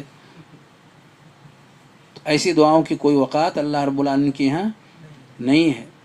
وہ جو بھی ہو دعا کرنے والا، کیونکہ حدیث کے الفاظ میں صاف صریح ہے کہ جب تک وہ انسان گناہ کی دعا نہ کر رہا ہو اور صلہ رحمی کے بجائے رشتہ داریوں کو توڑنے کے تعلق سے وہ دعا نہ کر رہا ہو، تو رشتہ داریوں کو جوڑنا ہے، اور اس میں خاص طور سے میاں بیوی کے درمیان جو تعلق ہے یہ بہت گہرا رشتہ اور بہت گہرا تعلق ہے۔ بہت سارے لوگوں کی کوششیں ہوتی ہیں کہ ان دونوں کی جمنے نہ پائے، دعا بھی کرتے ہیں اور جادو بھی کرا دیتے ہیں، نہیں مانتا ہے وہ تو جادو بھی کرا دیتے ہیں۔ اس طرح کی غلط قسم کی حرکتیں سماج کے لوگوں میں پائی جاتی ہیں، تو رب کریم ایسی دعاؤں کو قبول نہیں کرتا۔ ہاں وہ جادو کے راستے سے آتا ہے تو جادو کا پایا جانا برحق ہے، جادو کا پایا جانا برحق ہے، لیکن جادو کو توڑنے کے لیے ان دونوں میں سے ہر ایک کو چاہیے کہ وہ مایوس نہ ہو، نا امید نہ ہو۔ اگر ایسی کوئی پریشانی زندگی میں آئے تو رب کریم کی بارگاہ کی طرف پلٹیں، اللہ ہر مصیبت کو دور کرنے والا ہے، جادو کو بھی توڑنے کے لیے یہ آیات کافی ہیں۔ رب کریم نے فرمایا وَلَا يُفْلِحُ السَّاحِرُ حَيْثُ أَتَى، جادوگر جیسا بھی کرتب دکھانا چاہے دکھائے پر وہ کامیاب نہیں ہو سکتا۔ کامیابی اللہ رب العالمین نے تقوی شعار لوگوں کے لیے رکھا ہے، اہل ایمان کے لیے رکھا ہے، اپنے مخلص بندوں کے لیے رکھا ہے۔ زندگی میں تباہیاں اور بربادیاں آ سکتی ہیں، اللہ رب العالمین کی حکمتیں ہیں، لیکن اگر کامیابی چاہتے ہیں تو جادوگروں کو کامیابی نہیں ملنے والی ہے۔ جادو کے راستے سے جو دوسروں کو تباہ کرنا چاہتے ہیں ان کے لیے کامیابی نہیں ہے۔ ہاں یہ تباہ ہوں گے، برباد ہوں گے، ان کی دنیا خطرے میں رہے گی، لیکن آخرت ان کی تباہ نہیں کر سکتے۔ اللہ رب العالمین انجام کار ایسے لوگوں کے لیے رکھتا ہے جو صحیح راستے پر قائم ہیں۔ ایک اور سوال ہے، نماز وتر میں رکوع سے پہلے قنوت کس طرح پڑھیں؟ نماز وتر میں رکوع سے پہلے، دیکھیں نماز وتر میں رکوع سے پہلے جب آپ سورہ فاتحہ پڑھ کر کے دوسری صورت پڑھ لیں، جیسے قل هو اللہ احد اللہ الصمد لم یلد ولم یولد ولم یکن له کفوا احد، ختم ہو گئی یہ صورت.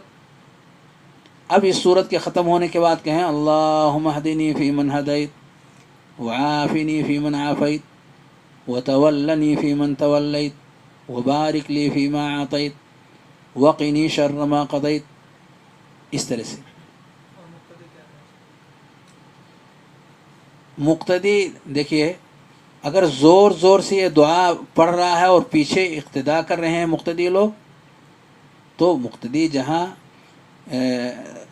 دعائیں ایسی ہیں جو سب کے لیے کی جا رہی ہیں تو آمین کہے. لیکن ہاں کوئی بات نہیں، میں اکیلے کی بات کر رہا تھا. وہ اہدنا بھی کہہ سکتا ہے، اہدنی بھی کہہ سکتا ہے، سب کو مان کر کے. تو وہاں جہاں سوال کیا جا رہا ہے اللہ رب العالمین سے وہاں تو آمین کہے، لیکن جہاں سوال نہیں ہے، اللہ کی تعریف پر مشتمل کلمات ہیں، وہاں کچھ نہیں کہے گا، وہاں وہ خاموش رہے گا. تو یہ پوچھ رہے ہیں کہ رکوع سے پہلے قنوت کس طرح کریں گے؟ ایسے ہی کریں گے کہ سورت پڑھ لینے کے بعد پھر دعا میں لگ جائیں گے، اللہ رب العالمین سے سیدھے سیدھے انداز میں دعا فرمائیں گے. اب وہ صلی اللہ علیہ نبی کے تعلق سے روایتوں میں ضعف ہے، لیکن علامہ البانی رحمۃ اللہ علیہ نے شاید شواہد وغیرہ کی بنیاد پر اس کو حسن درجے تک پہنچایا ہے. تو اگر کوئی وہ صلی اللہ علیہ نبی کہہ لیتا ہے تو کوئی حرج نہیں ہے. ایک سوال ہے، آمد رمضان پر ہم شکر کس طرح ادا کریں؟ کیونکہ اللہ تعالیٰ فرماتا ہے وَلِتُكَبِّرُوا اللَّهَ عَلَى مَا هَدَاكُمْ وَلَعَلَّكُمْ تَشْكُرُونَ. دیکھیے یہاں تو یہ ہے کہ آپ نے رمضان المبارک کو پا لیا اور اس میں جو عبادات اللہ رب العالمین نے مشروع کی تھی ان عبادات کو آپ نے ادا کرنے کی کوشش کیا. تو اب آپ کو چاہیے کہ عبادت پوری کر لینے کے بعد اللہ کا ذکر اور شکر کریں.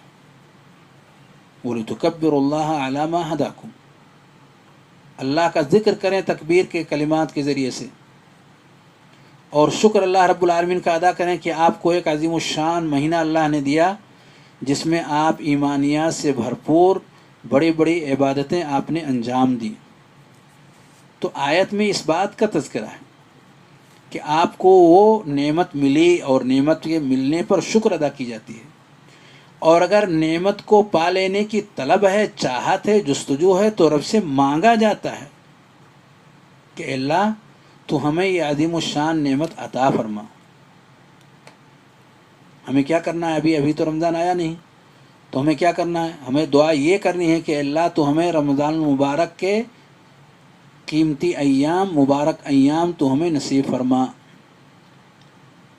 اللہم بلغنا رمضان، اللہ تو ہمیں رمضان المبارک کے ایام تک پہنچا تاکہ وہاں ہم زیادہ سے زیادہ خیر اور نیکیوں پر مشتمل کام اور عبادات کو انجام دے سکیں. تو یہاں ہمیں دعا کرنی ہے.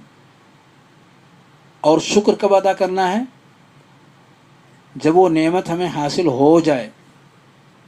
جب وہ نعمت ہمیں حاصل ہو جائے تب ہمیں اللہ کا شکر ادا کرنا ہے کہ اللہ تو نے ہمیں یہ عظیم الشان نعمت عطا فرمائی. اب ہمیں شکر کرنا ہے وَلَعَلَّكُمْ تَشْكُرُونَ.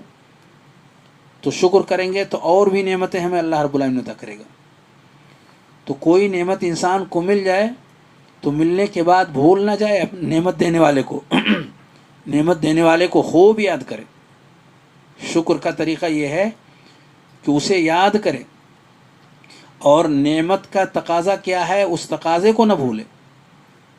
جسے اللہ نے صحت سے نوازا، بیماری سے بچایا، اور وہ ابھی جو بیماری ہے خطرناک، اس بیماری سے اگر اللہ نے آپ کی حفاظت کی ہے تو اللہ کا شکر ادا کریں کہ اس بیماری سے بھی بچایا اور آنے والی بھی بیماریوں سے اللہ آپ کی حفاظت کرے. شکر اس بات کی ادا کرنی ہے کہ اللہ نے سلامت رکھا، آپ کو عافیت میں رکھا. تو اس کا تقاضا یہی ہے اس نعمت کا کہ انسان اللہ رب العالمین کا شکر ادا کرے اور وہ کام انجام دے جو کام کہ ہمارا رب چاہتا ہے ہم اپنی زبان سے کیا کریں، ہم اپنے دل دماغ سے کیا کریں، ہم اپنے ہاتھ اور پیر سے کیا کریں. ہمارا رب کیا چاہتا ہے؟ شکر کا تقاضا یہ ہے کہ ہم وہی کام انجام دیں جو ہمارا رب ہم سے چاہتا ہو. یہ ہے شکر. یہ کہہ رہے ہیں کیا صرف الحمدللہ کہہ لینا کافی ہے؟ الحمدللہ انہی شکر کے کلمات میں سے ایک ہے، یہ مکمل نہیں ہے. یہ تو زبان کی عبادت ہوئی الحمدللہ، یہ زبان کی عبادت ہوئی. دل کی عبادت اور جسم کی عبادت ابھی باقی ہے. یعنی شکر ہمیں جو ادا کرنی ہے زبان سے بھی، دل سے بھی، اور جسم کے سارے اعضاء اور جوارح سے بھی، ہر ایک سے ہمیں شکر ادا کرنی ہے. تو زبان سے الحمدللہ، سبحان اللہ، لا الہ الا اللہ، یہ سارے کلمات ہم کہہ کر کے اللہ رب العالمین کا شکر ادا کریں گے. اور دل سے ہم اللہ رب العالمین کو یاد کرنے کی چاہت کا جذبہ بیدار رکھیں گے.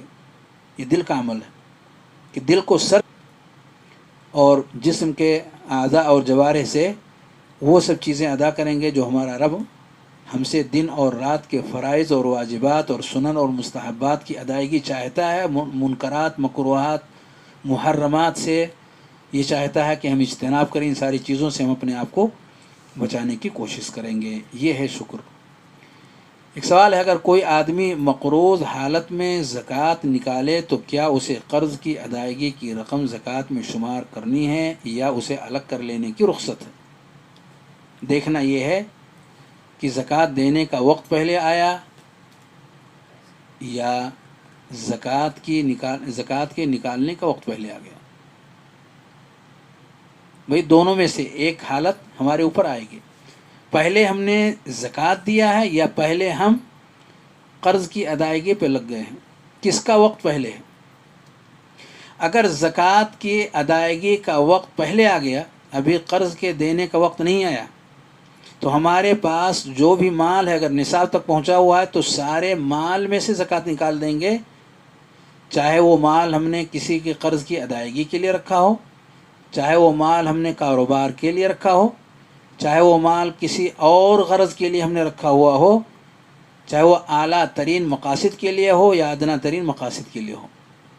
جس مقصد کے لیے بھی ہم نے وہ مال رکھا ہو، اگر نصاب تک ہمارا وہ مال پہنچا ہوا ہے، قرض ہو چکا ہے، اس مال میں اس پورے مال کے اندر سے زکوٰۃ دینا. کلیئر؟ اور اگر اس سے پہلے کی زکوٰۃ کا وقت آ گیا، یعنی سال پورا ہونے میں ابھی 1 مہینے یا کچھ ایام باقی ہیں اور قرض کی ادائیگی کا وقت آ چکا ہے، یعنی یہی وقت تھا ادائیگی کا، تو ہم نے آگے بڑھ کر کے قرض کو ادا کر دیا، تو قرض کی ادائیگی کے بعد بچے ہوئے مال کو دیکھا جائے گا کہ وہ نصاب تک اب بھی پہنچ رہا ہے کہ نہیں. اگر پہنچ رہا ہے تو اس بچے ہوئے مال میں زکوٰۃ نکالیں گے. اور اگر قرض کی ادائیگی کے بعد ہمارا مال کم پڑ گیا زکوٰۃ کی ادائیگی سے، نصاب تک نہیں پہنچ رہا ہے، تو اس بندے کے اوپر زکوٰۃ فرض نہیں ہے. کلیئر ہوا؟ یہ ہے ان کا سوال. ایک سوال ہے، نماز تراویح سنت ہے یا نفل؟ جزاک اللہ خیرا. نماز تراویح سنت ہے یا نفل؟ دیکھیے، عبادت کے باب میں صرف 2 ہی چیزیں ہیں، یا تو فرض یا نفل، یا تو فرض یا نفل. رب کریم نے ہمارے اوپر چیزوں کو فرض کیا ہوا ہے کہ اس کام کو کرنا ہے آپ کو، یا فرض نہیں کیا ہے. یہ 2 ہی حالت ہیں، تیسری کوئی حالت نہیں ہے. تو جو فرائض ہیں ان کے بارے میں تو ہمیں یقینی طور پر پتہ ہے کہ اس کے بارے میں ہم سے پوچھا جائے گا، اس فریضے کو تم نے اس انداز پہ ادا کیا یا نہیں کیا. اللہ رب العالمین کے ہاں باز پرس ہوگی. باقی جو فرض کے علاوہ ہیں ان کے اندر درجہ بندیاں ہیں، جس کو ہم نفل کہتے ہیں اس میں درجہ بندیاں ہیں. کچھ کی شان بہت بلند ہے اور کچھ اس سے کمتر درجے کا ہے اور کچھ اس سے کمتر درجے کا ہے. درجہ بندیاں اس کے اندر موجود ہیں تمام عبادات کے اندر. تو اگر وہ عبادت جو ہم نفل کہہ رہے ہیں ایسی ہے کہ جس کی تاکید آئی ہوئی ہے کتاب و سنت کے اندر، نبی کریم صلی اللہ علیہ وسلم کے اقوال اور افعال کی روشنی میں اس کی تاکید آئی ہوئی ہے، تو وہ بڑھ کر کے ہوگا ان نوافل کے جن کے اندر تاکید کی وہ بات موجود نہیں ہے. اور وہ دوسری چیزیں جو بچی ہوئی ہیں ان تاکید سے ان کے آپ، جیسا کل کے درس میں نے اس تعلق سے کچھ اشارہ دیا تھا سنتوں وغیرہ کے حوالے سے کہ یہ سنت مؤکدہ ہے اور یہ سنت غیر مؤکدہ ہے، یعنی عام نفلی نمازیں ہیں، اور عام نفلی نمازوں میں کچھ کی فضیلتیں آئی ہیں، خصوصی فضیلتیں۔ عام نفلی نمازوں میں بھی کچھ چیزیں ایسی ہیں کہ جن کی خصوصی فضیلت آئی ہوئی ہے، تو وہ بڑھ کر کے ہے بنسبت ان کے جن کے تعلق سے ایسی کوئی خصوصیت وارد نہیں ہے۔ تو علی کل حال یہ جو سوال تھا نماز تراویح سنت ہے یا نفل، یہ آپ اگر نفل کہتے ہیں تب بھی صحیح ہے، سنت کہتے ہیں تب بھی صحیح ہے۔ نفل کس معنی کر کے کہ فرض کے علاوہ ہے، نفل معنی زائد، فرض کے علاوہ، اور سنت کہتے ہیں تب بھی صحیح ہے کیونکہ نبی کریم صلی اللہ علیہ وسلم سے یہ چیز ثابت ہے، آپ نے اس پر عمل کیا ہے، اس پر نبی کریم صلی اللہ علیہ وسلم کا عمل ہے، قولی اور فعلی روایات اس تعلق سے نبی کریم صلی اللہ علیہ وسلم سے پائی جاتی ہیں۔ تو یہ عام نفلی نمازوں کی طرح سے نہیں، خصوصی نفلی نمازوں میں سے ہے، جس کی فضیلت کے حوالے سے نبی کریم صلی اللہ علیہ وسلم سے روایات وارد ہیں۔ تو یہ نفل میں ایک خصوصیت کی حامل نفل ہے جسے ہم سنت کہہ رہے ہیں، تو اسے سنت بھی کہہ سکتے ہیں، نفل بھی کہہ سکتے ہیں، کیونکہ نفل فرض کے مقابل میں ہے، اور سنت اس لیے کہ نبی کریم صلی اللہ علیہ وسلم کا قول یا فعل اس تعلق سے خصوصیت کے ساتھ وارد ہے۔ ایک سوال ہے، طلوع آفتاب کے لیے صرف 5 منٹ ہو تو میں کیا پڑھوں، فرض یا سنت؟ یعنی یہ کہنا چاہتے ہیں کہ فجر کی نماز ان سے فوت ہو گئی شرعی عذر کی بنیاد پر، اور آنکھ کھلتی ہے، وضو بنا کر کے آتے ہیں تو ابھی طلوع آفتاب میں صرف 5 منٹ باقی ہے، تو ایسے میں یہ فرض پڑھیں یا سنت پڑھیں؟ یہ ان کا سوال ہے۔ ایسے میں اگر انسان کا فریضہ چھوٹا ہو اور سنت چھوٹی ہو تو دونوں میں جو زیادہ اہمیت کا حامل ہے، چونکہ ابھی اس کا وقت ختم نہیں ہوا ہے، فجر کا وقت ابھی یہ کہہ رہے ہیں 5 منٹ باقی ہے نا سورج نکلنے میں، تو ابھی اس کا وقت ختم نہیں ہوا۔ اگر آپ سنت کے پڑھنے کے اہتمام میں اس وقت کو لگاتے ہیں تو وقت نکل جائے گا، فریضے کا وقت ختم ہو جائے گا۔ تو ہمیں کیا چاہیے کہ ہم فریضے سے اس کا آغاز کریں۔ اگر ایک رکعت بھی ہم نے پڑھ لی تو نبی کریم صلی اللہ علیہ وسلم نے کہا فَلْيُضِفْ إِلَيْهَا أُخْرَى، اگر کسی شخص نے فجر کی نماز کی ایک رکعت سورج کے نکلنے سے پہلے پڑھ لی تو دوسری رکعت ملا لے، یعنی پڑھ لے، وہ انتظار نہ کرے۔ تو اس سے پتہ چلا یہ 5 منٹ کا جو وقت ہے، اگر وہ ایک رکعت پڑھتے پڑھتے سورج نکل گیا تو جاری رکھے یہاں تک کہ دوسری رکعت پڑھ لے، گرچہ سورج نکل رہا ہے، اور اس میں تاخیر نہ کرے۔ فریضے کی ادائیگی اطمینان سے کر لینے کے بعد اب وہ سنت کو ادا کر لے، گرچہ سورج نکل چکا ہے، کوئی حرج کی بات نہیں ہے۔ تو مقدم اس کو کرنا ہے جس کی اہمیت زیادہ ہے اور جس کے بارے میں ہمیں اللہ رب العالمین کے یہاں پوچھ گچھ ہوگی، وہاں سوال ہوگا۔ تو وہاں سنت اور نفل کے بارے میں سوال نہیں، وہاں فریضے کے بارے میں سوال ہوگا۔ ایک سوال ہے، روزانہ 12 رکعت سنت موقدہ پڑھنے سے ہر روز ایک گھر جنت میں ملتا ہے یا زندگی بھر پڑھنے سے ایک مرتبہ؟ اللہ کے اچھا ہاں یہ ہو گیا، یہ چاہتے ہیں کہ ہر روز ان کو جنت میں ایک گھر ملے، ہر روز جنت میں ایک گھر ملے۔ دیکھیے جب تک کسی چیز پر پابندی انسان نہیں کرتا، کسی بھی چیز کی پابندی اگر نہیں کرتا ہے تو اس کی فضیلت سے وہ محروم ہوتا ہے۔ ایک بار کے جب وہ روز روز کا وہ کام ہے تو ایک بار کے کر لینے سے وہ چیز اسے حاصل ہونے والی نہیں ہے، اور اگر وہ کرنے کا اہتمام کر رہا ہے لیکن کسی عذر کی بنیاد پر نہیں کر پا رہا ہے تو عذر کی وجہ سے اس کو وہ درجہ دے دیا جائے گا جو کرنے والوں کا درجہ ہے. جیسا کہ نبی کریم صلی اللہ علیہ وسلم نے صاف اور صریح لفظوں میں اس کی طرف رہنمائی کی ہے کہ بندہ اگر وہ کام جو عام حالات میں کرتا تھا لیکن بیماری کی وجہ سے یا سفر کی وجہ سے اگر ان کاموں کو انجام نہیں دے پاتا، کتب لہ ما کان یعمل مقیما صحیحا، کتب لہ، تو وہ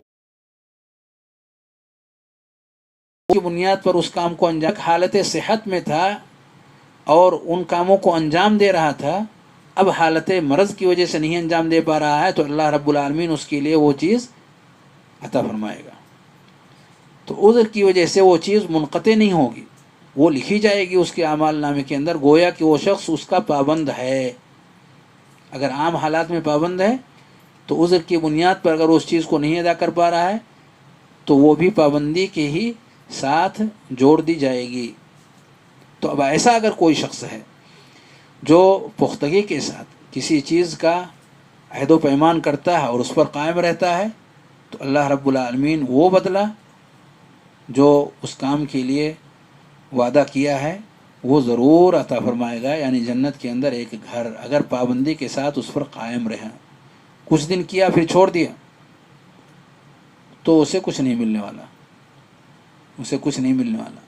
لیکن اگر وہ اس پر قائم ہو گیا ہے تو استقامت کی بنیاد پر اللہ رب العالمین اسے وہ عطا کرے گا. سوال ہے، اللہ کے بجائے لفظ خدا کا استعمال کرنا جائز ہے؟ یہ اللہ رب العالمین کے ناموں میں سے نہیں ہے، اسماء حسنہ میں سے خدا کا لفظ نہیں پایا جاتا، اس لیے اس کا استعمال کرنا صحیح نہیں ہے، اس سے بچنا چاہیے. اور وہ نام جو کتاب و سنت کے اندر وارد ہوئے ہیں انہی ناموں سے اللہ رب العالمین کو یاد کرنا چاہیے. آخری سوال ہے اس کے اندر، شرک، کفر اور نفاق میں کیا فرق ہے؟ یہ پورا ایک محاضرے والا سوال ہے. شرک، کفر اور نفاق کیا فرق ہے؟ اب بتائیے، شرک کسے کہتے ہیں؟ یہ کہتے ہیں غیر اللہ کو پکارنا. ہاں، صرف شیء من حق اللہ لغیرہ، صرف شیء من حق اللہ لغیرہ، اللہ رب العالمین کے حقوق میں سے کوئی بھی حق غیر اللہ کے لیے کیا جائے اس کو کیا کہتے ہیں؟ شرک. یعنی آپ نے ملا لیا، حق کو دو کے بیچ میں تقسیم کر دیا. تو کوئی بھی حق اللہ رب العالمین کا اگر رب کے ساتھ ساتھ کسی اور کے لیے آپ نے اس کو کر دیا، صرف کر دیا، مکمل کر دیا، یعنی غیر اللہ ہی کے لیے کر دیا، یا اللہ رب العالمین کو شامل کرتے ہوئے غیر اللہ کو دیا، تو اسے شرک کہیں گے. کفر کیا ہے؟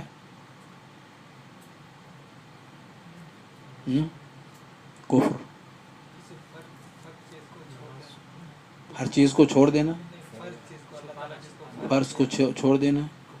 کفر کا لغوی معنی چھپانا ہے، پر شرعی معنی کیا ہے؟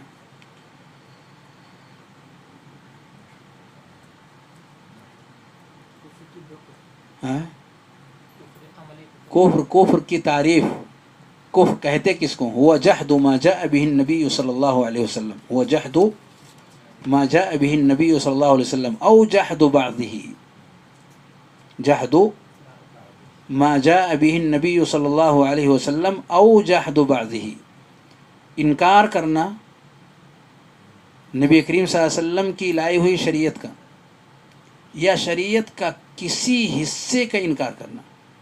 پوری شریعت کا آپ انکار کر دیں تب بھی کافر ہیں، اور شریعت کا کوئی بھی حصہ اگر شریعت سے ثابت ہے اور آپ ثابت ہونے کے بعد اس کا انکار کر رہے ہیں تو یہ کفر ہے. کلیئر ہوا؟ تیسری چیز کیا ہے؟ نفاق. نفاق یہ نفق سے ہے، نفاق نفق سے ہے، جس کا مفہوم ہے سرنگ. ہوتا یہ تھا، بعض جانوروں کی یہ خصوصیت ہوتی ہے کہ وہ زمین کے اندر اپنی رہائش کے لیے جگہ بناتی ہے، اور اندر جانے کے لیے ظاہر سی بات ہے کہ زمین ہی میں وہ راستہ بنائے گی. لیکن کچھ اور جانور ہیں، ان کو گھر بنانا نہیں آتا، دوسروں کے گھروں پہ قبضہ کرنا آتا ہے. اور بعض اور تگڑے ہوتے ہیں تو صرف قبضہ ہی نہیں کرتے، اگر وہ نہیں مارتا ہے تو اس کو مارتے بھی ہیں، کاٹتے بھی ہیں، اور ہر طرح کی تکلیفوں میں مبتلا بھی کرتے ہیں. تو ایسے کمزور جانور کیا کرتے ہیں، وہ دو راستے بناتے ہیں. ایک راستہ جو عام ہے اور دوسرا خاص راستہ. لیکن اس دوسرے خاص راستے کے بارے میں ہر ایک کو جانکاری نہیں ہوتی. وہ راستہ آخر تک بناتا ہے، لیکن آخر کا کچھ حصہ چھوڑ کے رکھتا ہے تاکہ لوگوں کو پتہ نہ چلے کہ یہاں راستہ ہے. وقت ملنے پر وہ ہلکا سا اس پر پریس کرتا ہے اور وہ راستہ کلیئر ہو جاتا ہے. تو اسی سے لیا گیا ہے کہ نفاق کا جو مفہوم ہے، اسی سے لیا گیا ہے اظہار الاسلام و ابطان الکفر. اظہار الاسلام و ابطان الکفر، کہ کچھ ظاہر کر دیں اور کچھ چھپا لیں، کچھ ظاہر کر لیں اور کچھ چھپا لیں. تو کیا ظاہر کیا اس نے؟ اسلام کو ظاہر کیا، اور چھپایا کس چیز کو؟ کفر کو چھپا لیا. تو یہ چیز اگر پائی جاتی ہے تو اسے نفاق کہتے ہیں. اظہار الاسلام ہوا ابطان الکفر. یہ ہے تینوں چیزوں کی وضاحت، اور ان کے درمیان کا فرق آپ خود ہی محسوس کر سکتے ہیں. ان تینوں کی تعریف سے وہ ظاہر ہے.